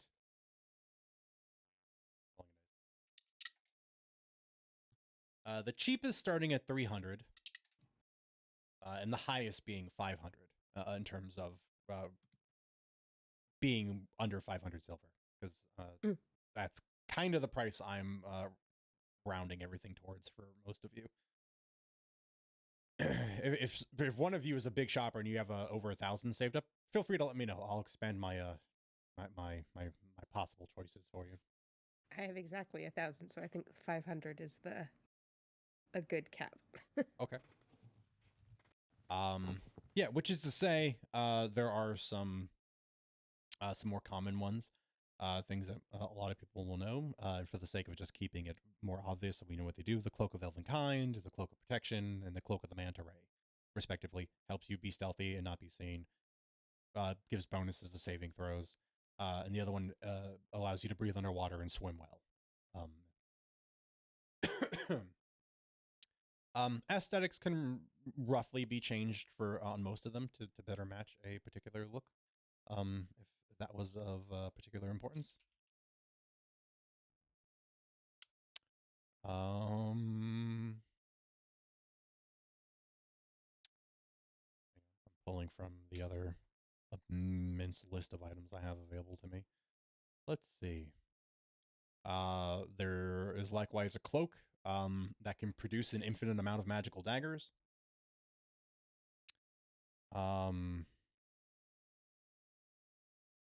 Let's see. There is a living cloak that can, as a bonus action, you can change its style, color, and quality. Likewise, it gives you advantage to grapple other people, and you can likewise, it makes it easier to free yourself from restraints. And then the living cloak will, in fact, bite people. May or may not be a young mimic turned into a cloak. That's phenomenal. And this one, which lends itself more towards spellcasters, is a seer starlight cloak, which is a cloak hemmed in silver lining that has a bunch of starburst patterns scattered around its heads and arms. It looks kind of like a starry night sky, except the constellations on it will occasionally change. While wearing it, you can use the guidance spell. And then while you can see the night sky and are wearing the cloak, you can use it to cast the augury spell, a divination spell. And then when you do, there are omens that are represented by the number of shooting stars that appear in the sky. And there's a list of how many stars equals what your omen is. Well, I think the cloak of protection sounds quite nice. Eventually, I need to make a note of this. Eventually, Audie's going to want a cloak of displacement, but that's not in her price range at this time. No, it is not. Nowhere near. But protection. Yeah. It's 500 silver straight up. Okay. What's the sending stones? Sending stones for a pair of them, they run 500 silver. Okay.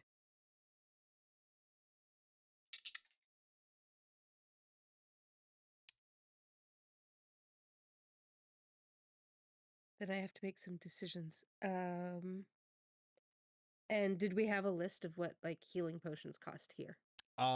So part of the announcements when entering into this location, they tell you that healing potions are not available for sale due to the war.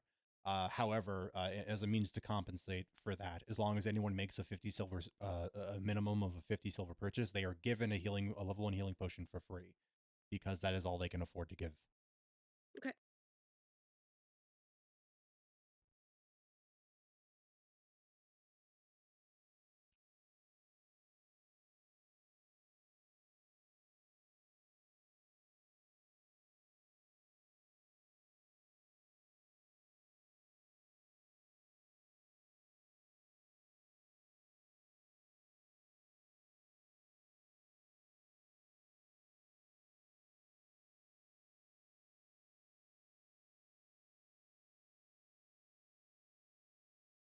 was gonna say, and I might have missed it.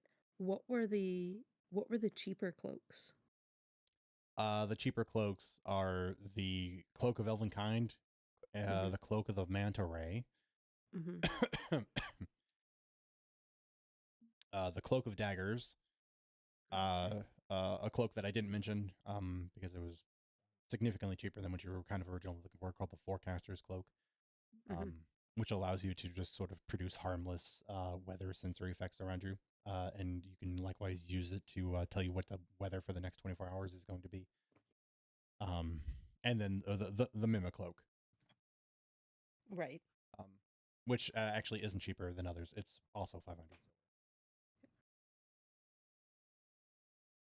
And the other ones are, with the exception of the Forecaster's Cloak, which is 50 silver, the other ones are likewise still ranging in the lower end of 250 up to 500.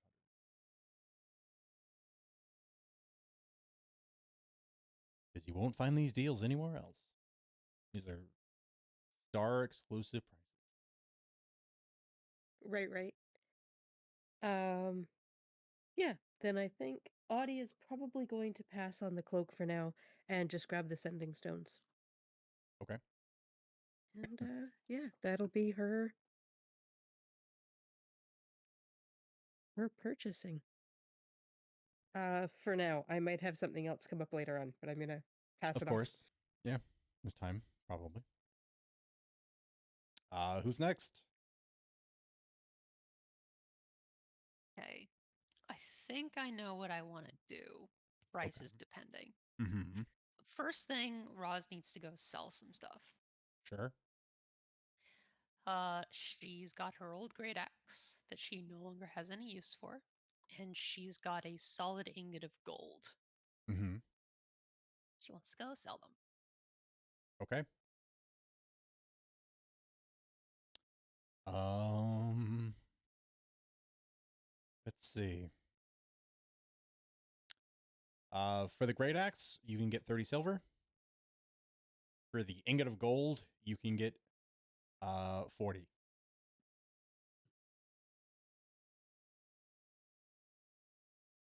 I thought gold was worth a lot more than silver. Uh, hang on. You're right. We did talk about this.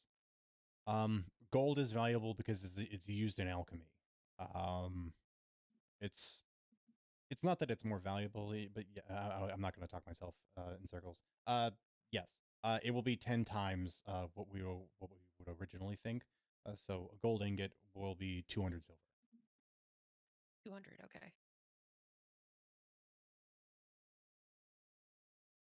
In that case, Roz needs to first go get a dress for Lilith.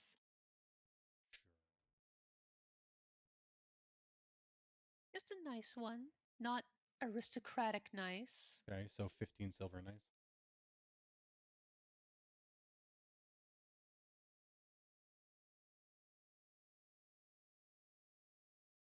Then she's gonna go get a really nice necklace for Lilith that she hasn't told her about yet. Uh, Ideally with a sapphire worth at least 100 silver. Very specific. Very specific for reasons. Give me a sec.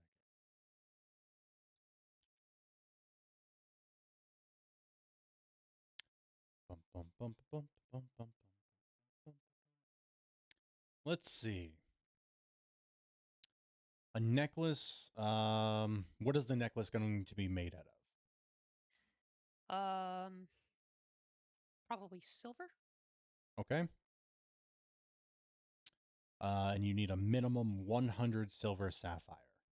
Yep. Okay. In which case, you can buy a somewhat respectable silver necklace with a 100 silver sapphire embedded into it for 125 silver pieces. Perfect. Done.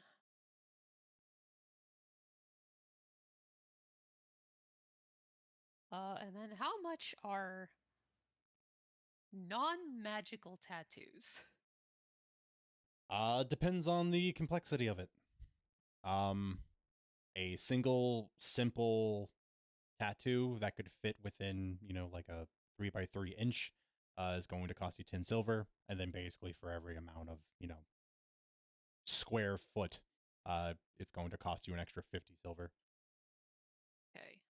Looking at upper back piece. So 100, 150? Somewhere in that Plus ballpark. everything. Yeah. We'll say 165. If Because you, it's going to. Yep. I am willing to spend 165 on a non-mechanical tattoo. I'm seeing that. Yes. Go on. I've done worse with Roz so far already. Yeah, there was the gift shop already. Go on. Oh, the gift shop was just awful. Yeah, it's a. And this, I'm sure this tattoo will take hours, but it is eagle's wings spreading from one shoulder to the other across the shoulder blades, as a big motif for griffin wings. All right. And lastly, I don't have a ton of money left, but how much are the magical tattoos? More expensive, right? Yes, and it depends on what you want the tattoo to do. Which, to put it very simply, again, of tattoos within available to the book, obviously depends on the rarity and what it does. As you heard earlier, the grasping coil tattoo or the coiling grasp tattoo is, what did I say, 350, I think, or 450. I said 450. And then of course, according to rarity, they'll go up and be a bit more expensive. However, there are also a series of tattoos based off of their gemstone tattoos, which are 1,000 gold. That can give you a +1 to any of your stats you like. And likewise, don't have that much. Yeah, likewise, tattoos that can also provide other various bonuses, like a +1 to AC, +1 to damage, +1 to hit, so on and so forth.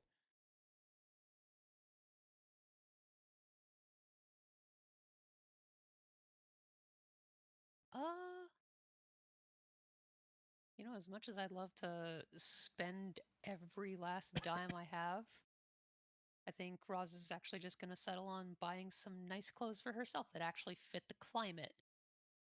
Fair. Well, there's a lovely selection of Saffin-ass high fashion. And by high fashion, I mean elves are obsessed with clothing. That is their shtick. So everything that you could buy that is elven and of Sapphinus make is a little, fancy. But here it's affordable, and you can do it and impress your girlfriend at the same time. Do any of the fancy elven clothes show off muscles? Yes. Perfect, and that's what Roz wants. Muscles, midriff, and back. Yeah. That is extremely perfect, and Roz will be showing off all of those things at the same time. Perfect. Yeah, like I said, they do a lot of like the billowy pants, tight body wrappings, highlights of like metallic cloth and things of that nature, armbands and torques and things of that. Very, very, very elven, given their climate doesn't want a lot of layers or things, so things are very billowy and kind of diaphanous. Very, very nice.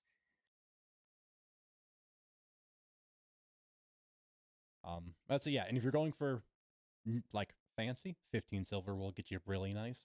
5 silver will get you good everyday common clothes.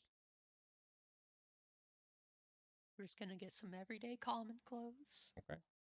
And if you keep me here forever, I'm gonna spend a bunch more money because it's time for piercings. I'm just gonna go ahead and give you 100 of my silver, and Roz will get earrings and stuff. Yeah. Also done with Winigo, tattoo artist. Cool. Roz is gonna have a sick tattoo and piercings and new clothes, full makeover. Now send this to somebody else before I spend more money on non-mechanical stuff. Sure. Moving on. I'm dying. We've got 2 others. Quinn and Ben. Who wants to go next? I can go. So first of all, Lilith is also going to try to sell something, though she's not sure how much they're going to be worth. Sure. That'll be up to them. Do they want to buy some chaos mushrooms? I have to make a nature check to see if they know what they are.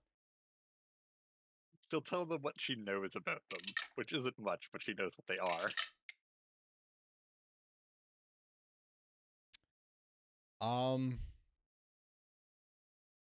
You ask one of the arcane illusions to inquire about them. They have no idea what they are. They then send a familiar to go ask around, and you know, you window shop a little when waiting for a response. And when they come back, they tell you nobody knows what they are or what they do. And so they can only offer you a fair price for exotic mushrooms, not for perhaps their actual worth, in case they would be worth more. I mean, Lilith will ask how much they price exotic mushrooms at. 25 silver a mushroom. Pretty sure she could make something worth more than that with them when she figures it out. So she'll hang on to those. Okay. She will ask how much bracers of archery would cost. Oh, you're going for one of the out of normal tier items, because flat numbers are powerful. I don't suspect I'll be able to afford it, but she wants a goal. Yep. It's perfectly fair. They are gonna be roll dice. 2,000 silver. Before. Yeah, a little out of my price range. Just a little bit. Lilith has two more things. She's going to ask how long they intend on staying around. 24 hours of setup. So by the start of the following morning, they will be gone. All right.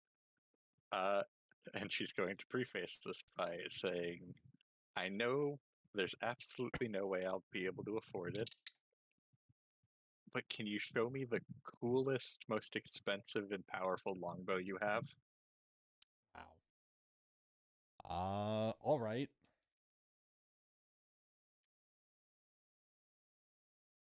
Coolest and most expensive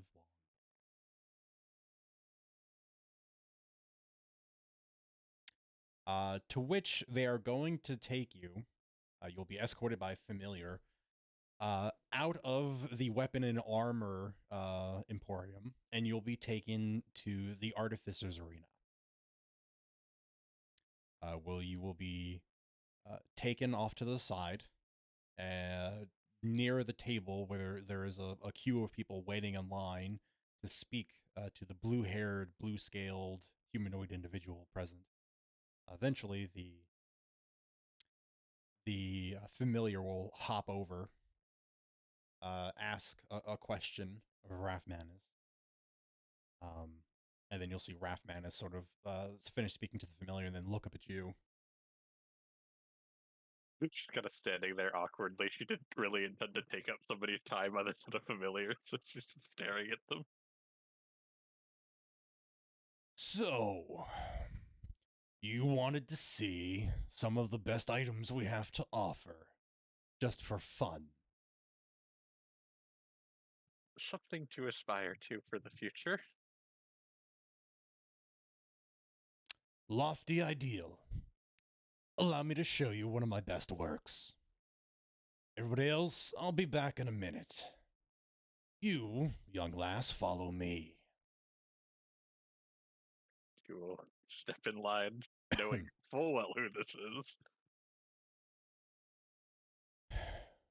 Not many people have come with such requests as this. A lot of people have come to me with needs they need to have fulfilled. But I do so love showing off my work. Especially since the thing you are asking about happens to be something that is of a particular personal project of mine. And you'll walk off to the side where there's a copper cylinder with what looks like a sliding door in it. and he will slide open the door, step inside, and then gesture for you to step inside as well. She'll follow. He closes the door, and there's a tingle across your skin, and then he opens the door, and you are now inside what appears to be a workshop of spinning gears, turning cogs, tubes filled with dancing electricity of different colors, Tesla coils crackling to life. And on the far wall, you can tell there are just innumerable items, artifacts, armor, trinkets of immeasurable value, of which you are then taken towards another one where there is a glass tube from floor to ceiling. It is kind of segmented by itself, and floating in the middle of it appears to be a longbow, quite immense. You think it would need somebody of substantial height to wield. It has got a double. I don't even know how to go about it. It has basically two staves that are connected to in the middle by a bronze fitting. It has a set of strings that crisscross at the center where you would nock the arrow, and it seems to be constantly conjuring an electrical storm around it. This is perhaps the best item I've ever made in my lifetime. This is called Ion Breaker, the Tempest's Reach. I made it inspired by my roots. It's connected directly to a primeval storm on the elemental plane of air. It draws its power from it infinitely from that position. It'll charge its user to make them faster, react quicker. You can fire additional arrows. You can charge them with lightning. You can fire bolts to strike through multiple enemies. You could have them leap from one target to another. You likewise can stun and disorient enemies that are targeted. You can use the speed of the Tempest to have yourself fly for a period of time, to teleport via a bolt of lightning, and you can likewise, channeling all of its power at once, change the weather in a 10-mile radius around yourself. It is basically going to turn a mortal into a god. It's incredible. How is that for something to measure up to? Well, funnily enough, the bow that I'm using right now does, well, a little tiny bit of zapping people compared to this. Can I see it? Yeah, it's a rune that was made by my girlfriend, actually. And she'll kind of just pull the bow off of her back to show. It's very sweet. And they take it in their hands. They hold it with both and kind of deftly examine it. You see his fingers sort of dance over along the edges of the bow staff. They look at the rune, and then they just kind of very quickly. Would you mind if I made a modification to this? At no cost to you. She'll think on it for a moment and say, sure, go ahead. You see, lightning happens to be my specialty. And something like this can easily be improved on if you know what you're doing. And you'll step over to one of the workshop tables, unfold from a button on the side of the table a series of toolboxes that will flip open and present about 24 sets of tools. And he'll take it and quickly get to work. And you'll see, while writing electrified runes in the air to maintain certain aspects of the enchantment, he will then carve a very thin line on the back side of the staff, the side that faces you when you're firing, from the tip all the way to the other side, and then inlay a copper wire that he twists midway through to match the carving of the lightning rune that was installed onto it, and it fits into it perfectly. And then he seals it and releases his enchantment that was holding it in place. And then when he's done, you can tell that the rune crackles just a bit more vibrantly. He's upgraded it to do a D6 of lightning instead of a D4.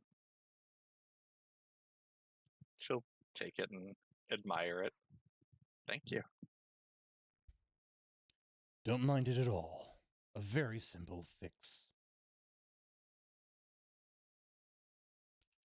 She'll string it back over her shoulder.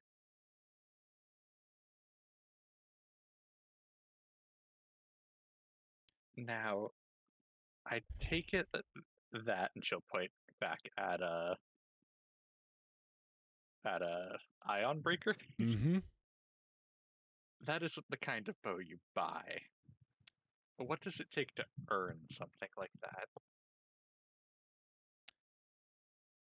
Well, you start by asking the right questions, which I would say you are. You see him stop, put his hand to his chin, kind of run it along some of the burn scars on it.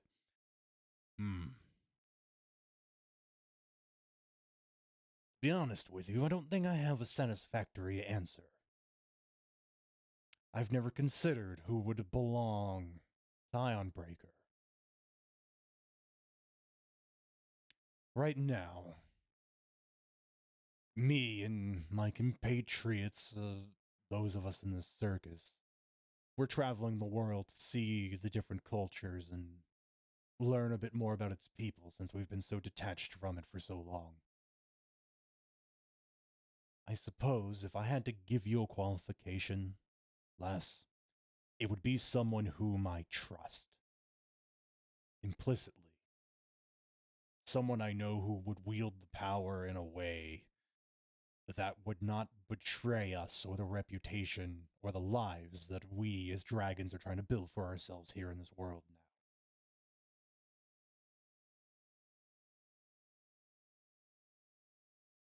now. No. I'm not fool enough to think that I could earn that trust with words. But maybe someday my deeds will speak for themselves. Well, then come talk to me again, and perhaps Ionbreaker will have found a new owner that day. Thank you for showing me all of this. It's incredible. Well, I haven't had anybody pique my interest enough to bring them here yet, so I'm glad someone did. Happy to be the first. Though I'm sure Titan would definitely love to look at all of this. Well, if you give me Titan's description, if I see such a person, I will consider them a little extra due to your advice. He is a massive light blue dragon eye man. He's hard to miss. Yes. He was at the arm wrestling station earlier. Managed to beat my automaton. Sounds like him. Oh, good. I wished to see him anyway. Shows up, I'll give him a tour.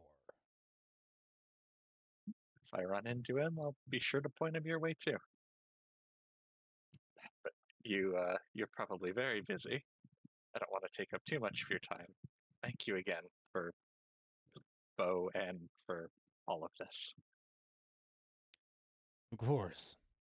Happy to spread what I've learned around with others. I'm Lilith, by the way. Nice to meet you. The pleasure. Did I introduce myself earlier? You have not. As I'm sure you've heard from the announcements, my name is Raf Manus. You can just call me Rafma.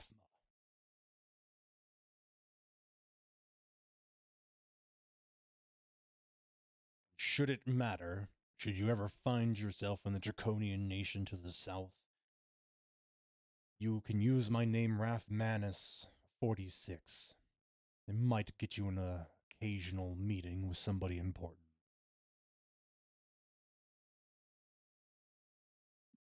keep that in mind.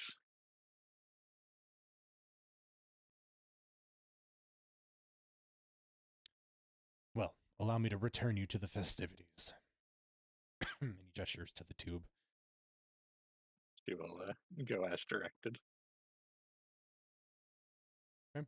Yeah, and just like before, you step into it, feel your skin kind of tingle and raise on its edges, and the door slides open. You've been returned. Rathmanus will give you a polite nod of farewell and return back to the work table where people are very patiently waiting. She'll give a polite bow in return and go on her way. Okay. Kind of just wide-eyed. Immediately going to look for Titan.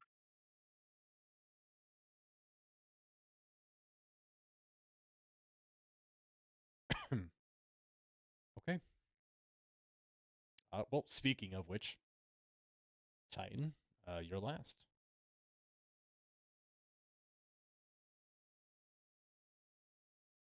Sorry, muted. Yeah, I mean, Titan, as a devout worshiper of Beer, is extremely interested in meeting Rathmanus. Okay.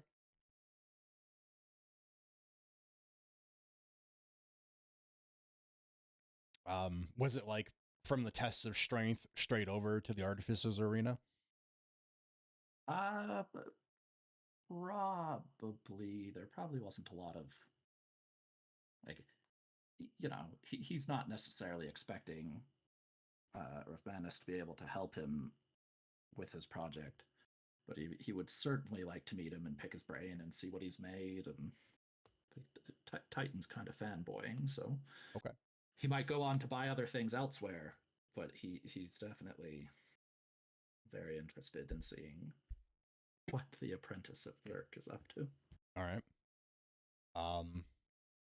In which case, just for the sake of keeping things a little tidy, you go do a little window shopping. You go see some of the things. Perhaps Lotus distracts you for a little while.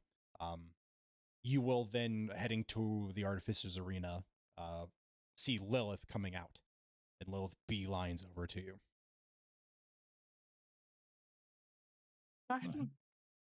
Hey, kid. She's like running at you. What's up?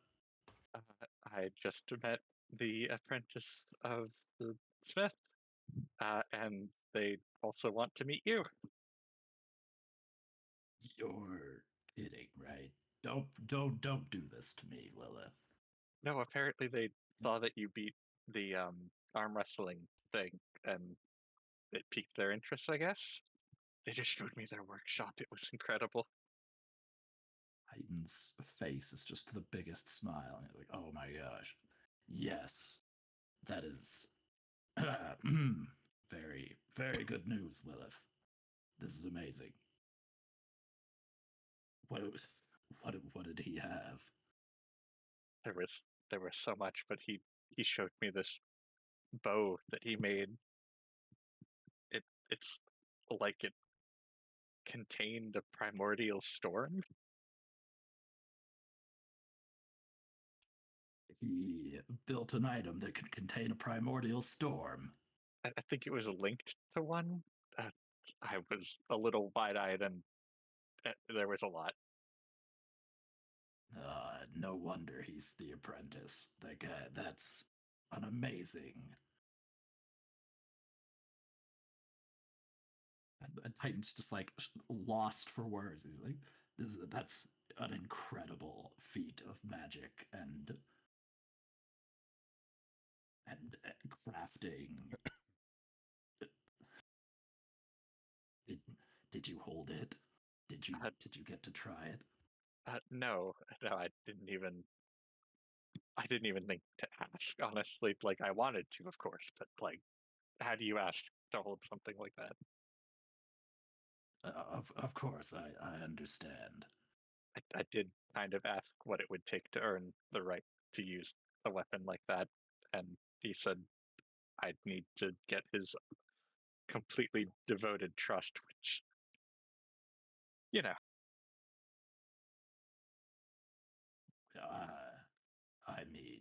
if you ask me, it's worth it. Yeah, it's not like I want to break his trust or bring ruin to the dragons or anything. No, that would be no, of course not. But just go see for yourself. I'm sure he'll show it to you too. Yeah, of course. I'm an adult man, and he just like stands up and adjusts himself a bit, makes sure his clothes are clean. I'm sure I can talk intelligently with him. He's really Thank nice, you. actually. Yeah, that's always you. It's always nice when your heroes turn out. I mean, the people you might look up to, or um, it's nice when they're nice. Titan just kind of like looks at the ground and clenches his fists. She's gonna like hop, like move to the side of Titan, like hop up, smack his back. Go on. Yes. All They're right. only gonna be here for 24 hours. Well, then I can't miss my chance.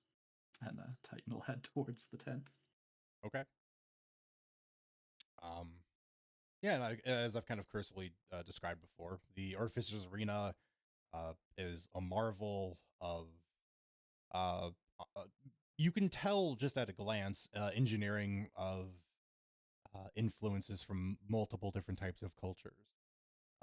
You can see that Wrath Manus is not afraid to use and take the expertise of the elder races that specialize in their respective metals and have combined them all to facilitate the sort of presentery atmosphere that he's created. Everything seems to have a place here, including copper to channel the lightning, uh, the the gold etched runes to conjure energy from the air itself. Uh, Likewise, using iron for foundation and moving parts, and you could tell there's quite a bit of very simple but elegant genius in the way that he engineers things. Um, Off to the side, you can see the minecart ride, which people are just being whisked into a lightning crackling portal away and then coming back screaming, hearing all kinds of crazy tales. Off to the side, you could tell there's a hall of technological marvels where you can try various different types of gadgets that Raf Manus has been working on for the last couple hundred years.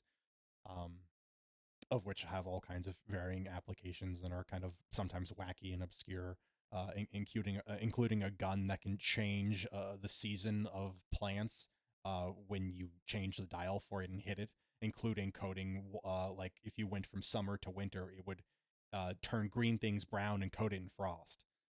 And then if you turned it to spring, it would instantly turn green and bloom flowers and like weird things like that. I mean, that's pretty incredible. Um, but very most notably at the center, you can see Raf Manus. Like I said, he looks for almost all intents and purposes relatively human. He's just under 6 feet. He is extremely blue in terms of the very simple button up shirt that he's wearing that matches his hair color, his eye color. And much in the way that like how gnomes typically will like self style like that, including changing their hair tone, their eye color, their skin tone sometimes based off of using the magical dyes that they've invented. But he likewise is just covered in tools, of some of which you've never even seen. And he's currently standing over a table with a bunch of diagrams. And you can tell standing next to him is a phenomenon that is occasionally seen and has not been seen too often in the camp because very few people can afford to do it, which is he currently has a dedicated statue of the smith that is currently animated. Which was something that changed in the last 100 years when the rules for the gods changed, and this is the way that Finley, the current Birk, interacts with inventors and creators and smiths and craftsmen who are stuck and trying to figure out a problem in which they can make an offering to animate a statue dedicated to it at a holy place, a holy ground, and it will animate the statue and allow Finley, Birk, to communicate directly with them to help them solve their problems. It seems that Rathmanus can forego the holy ground, and or his Artificer's Arena is considered a holy ground unto itself.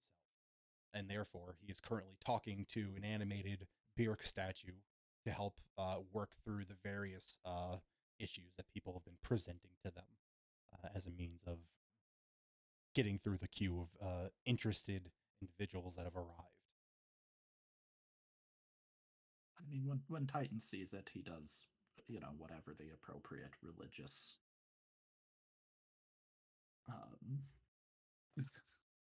observings are.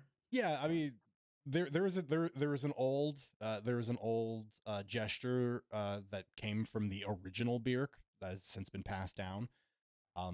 Finley is proven to be a bit more eccentric in that he doesn't actually care for the rituals, but is essentially it's a flat hand with a curled fist that you slam into the palm like a hammer hitting an anvil. Then yeah, I mean, Titan would have grown up almost exclusively under Finley, but he would still do the gesture. Mm-hmm. It's important to Titan, and not even if it's not that important to the current Byrrc. Mm-hmm. Yeah, and you can tell there's a group of people kind of waiting in line. You can see there's a pile of projects kind of stacked up on a table on the side, and you can sort of see him slowly working.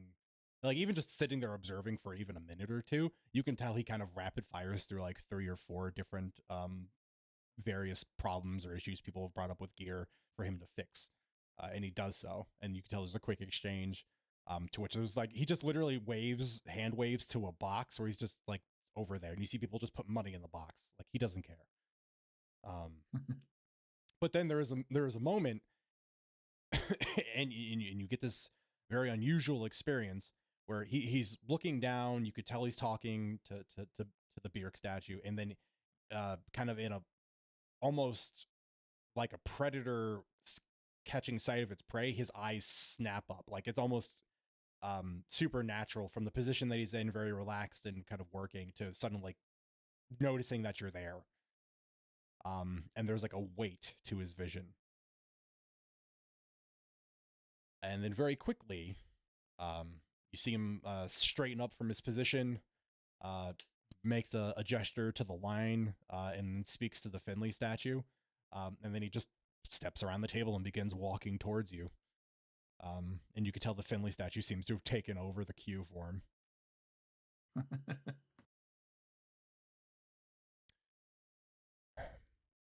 Matching the description I was given, I take it you must be Titan. Titan nods. It's a great honor to meet you, Rathmanus. I've been a huge fan of your work since learning of you when I was going to Mythlite. A graduate? If you don't mind me asking, what was your thesis on?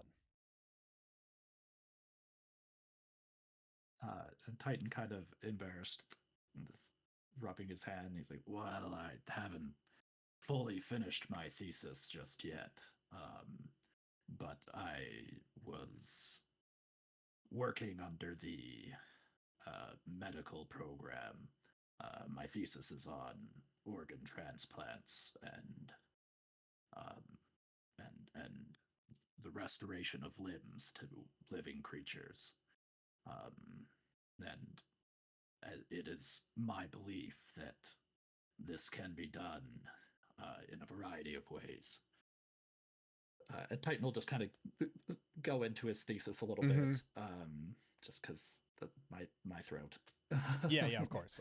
Titan explains a little bit about his thesis, why he thinks it's possible, why he thinks that that the interaction of like the mechanics of body and smithing is actually very closely linked, and again, just generally the whole point of his thesis. I've actually recently run into some breakthroughs which I'm very excited about, and will hopefully be graduating fully soon. I'm glad to hear that you've managed to work over the wall that you've found yourself staring at. It's always a good time to see another interested inventor solve their problem. I was told by the young elf Lilith that you would perhaps be interested in seeing my workshop. Would you like a tour? Yes. If you're willing to show me, I'd be very interested. I might not come to you with any interesting challenges simply because, as a fellow follower of Birk, I do like to try and solve my own problems and make the things that I need. But I'm always very interested in the workings of others, especially one as advanced as yourself. Well, allow me to take you to the workshop and we can talk a bit about what my life's thesis has been. And just like with Lilith, he'll take you over to the copper cylinder. The door will slide open. He will step inside and he will gesture for you to follow. And just like before with Lilith, the door will shut. You'll feel the edges of your scales tingle. But unlike with the Way Mage, you find yourself brought to another location, and there is no teleportation sickness that accompanies it.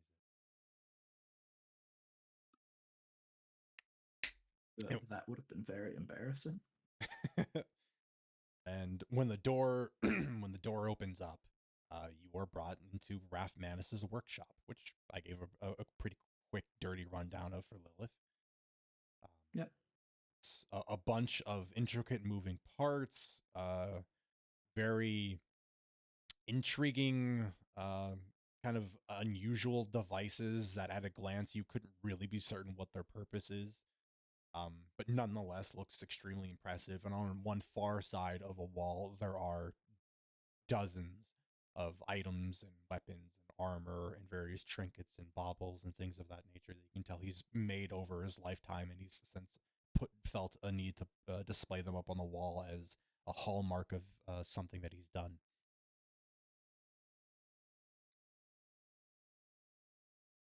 So, welcome to my workshop. It hasn't always been like this. As a matter of fact, I only recently made this in the last 1,000 years or so, when my understanding of dimensional magic advanced far enough for me to be able to do so. Thus, I can bring it around with me, which is extremely convenient. But, as interesting as that is as an idea, it isn't what my focus is on.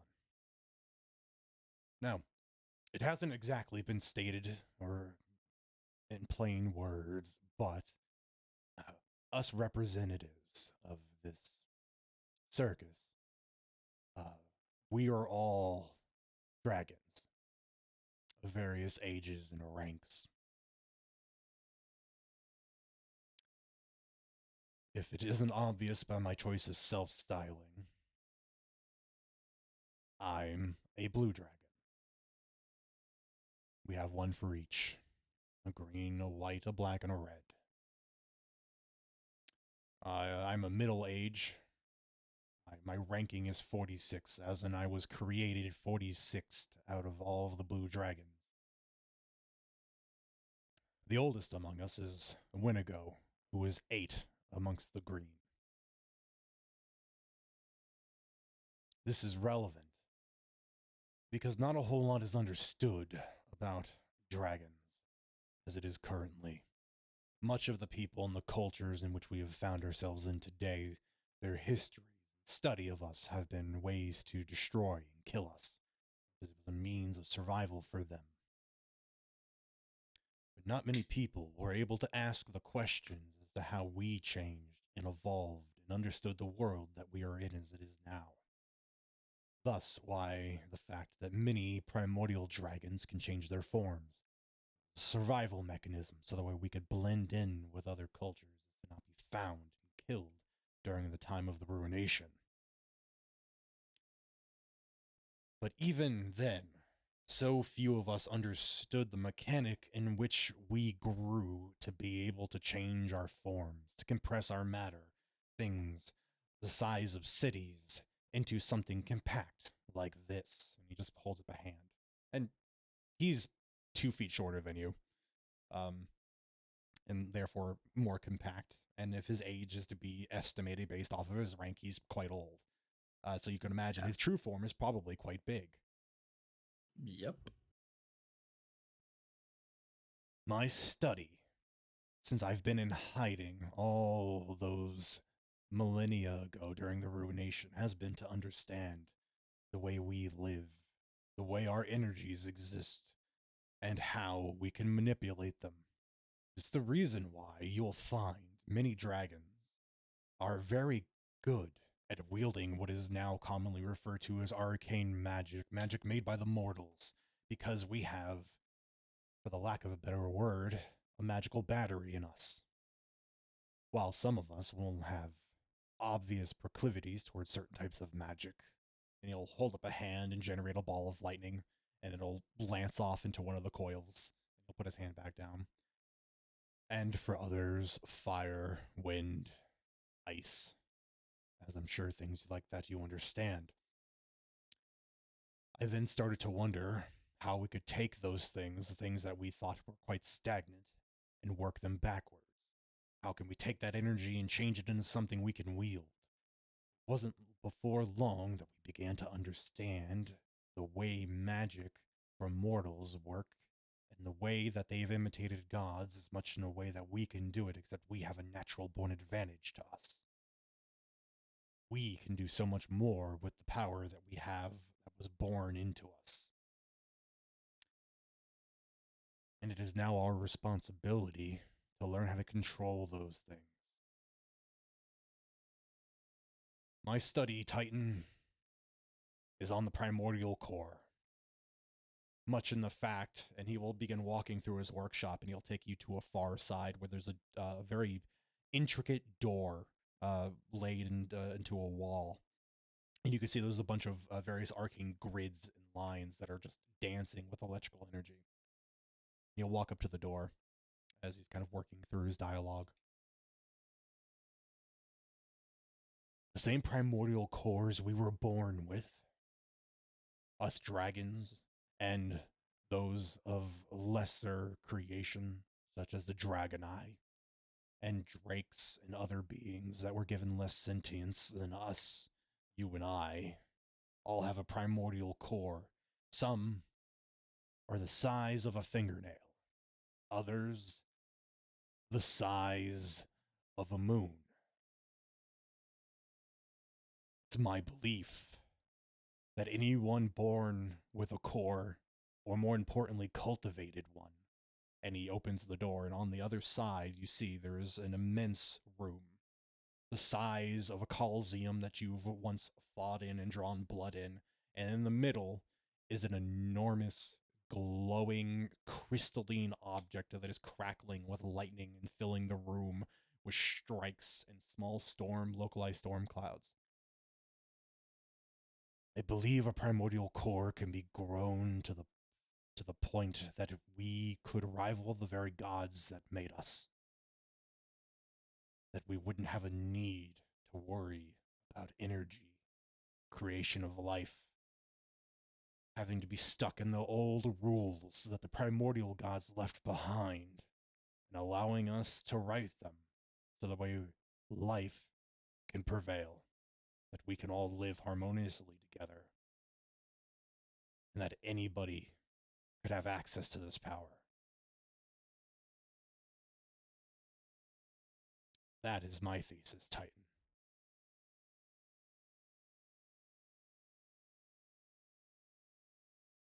And I guess that's where we'll end.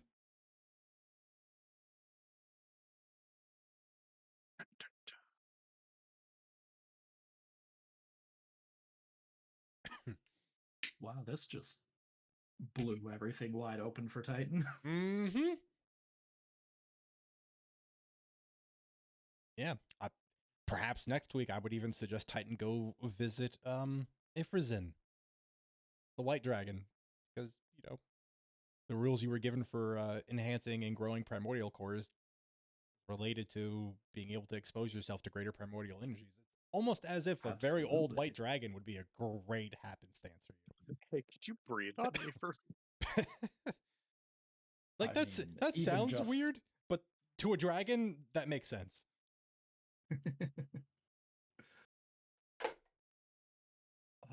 Even just him more or less confirming what Titan has theorized and been mocked for pretty much his whole life, which is that the chromatic dragons were not inherently evil, but inherently passionate. And just to see a chromatic dragon so integrated into normal life and wanting to help the world just like is so huge for Titan. I mean, Anyways. Side note before we do the sign off, it's also worth mentioning the fact that he is currently Byrrc's apprentice, which also implies the first chromatic dragon god aside from Abanus at some point. Yep. So Pretty huge. yeah, that's a thing. Anywho, I'm glad we managed to scratch the surface of the Star Spectacular sales circus.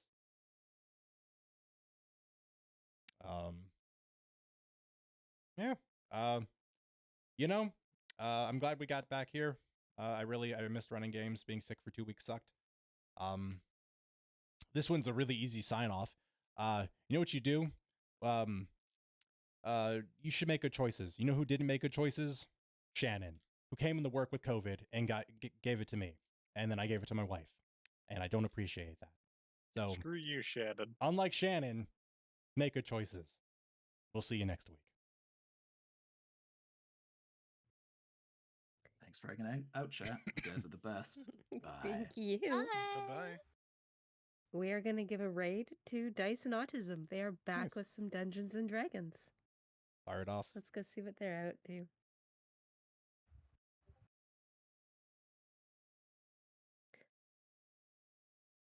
3, 2, 1.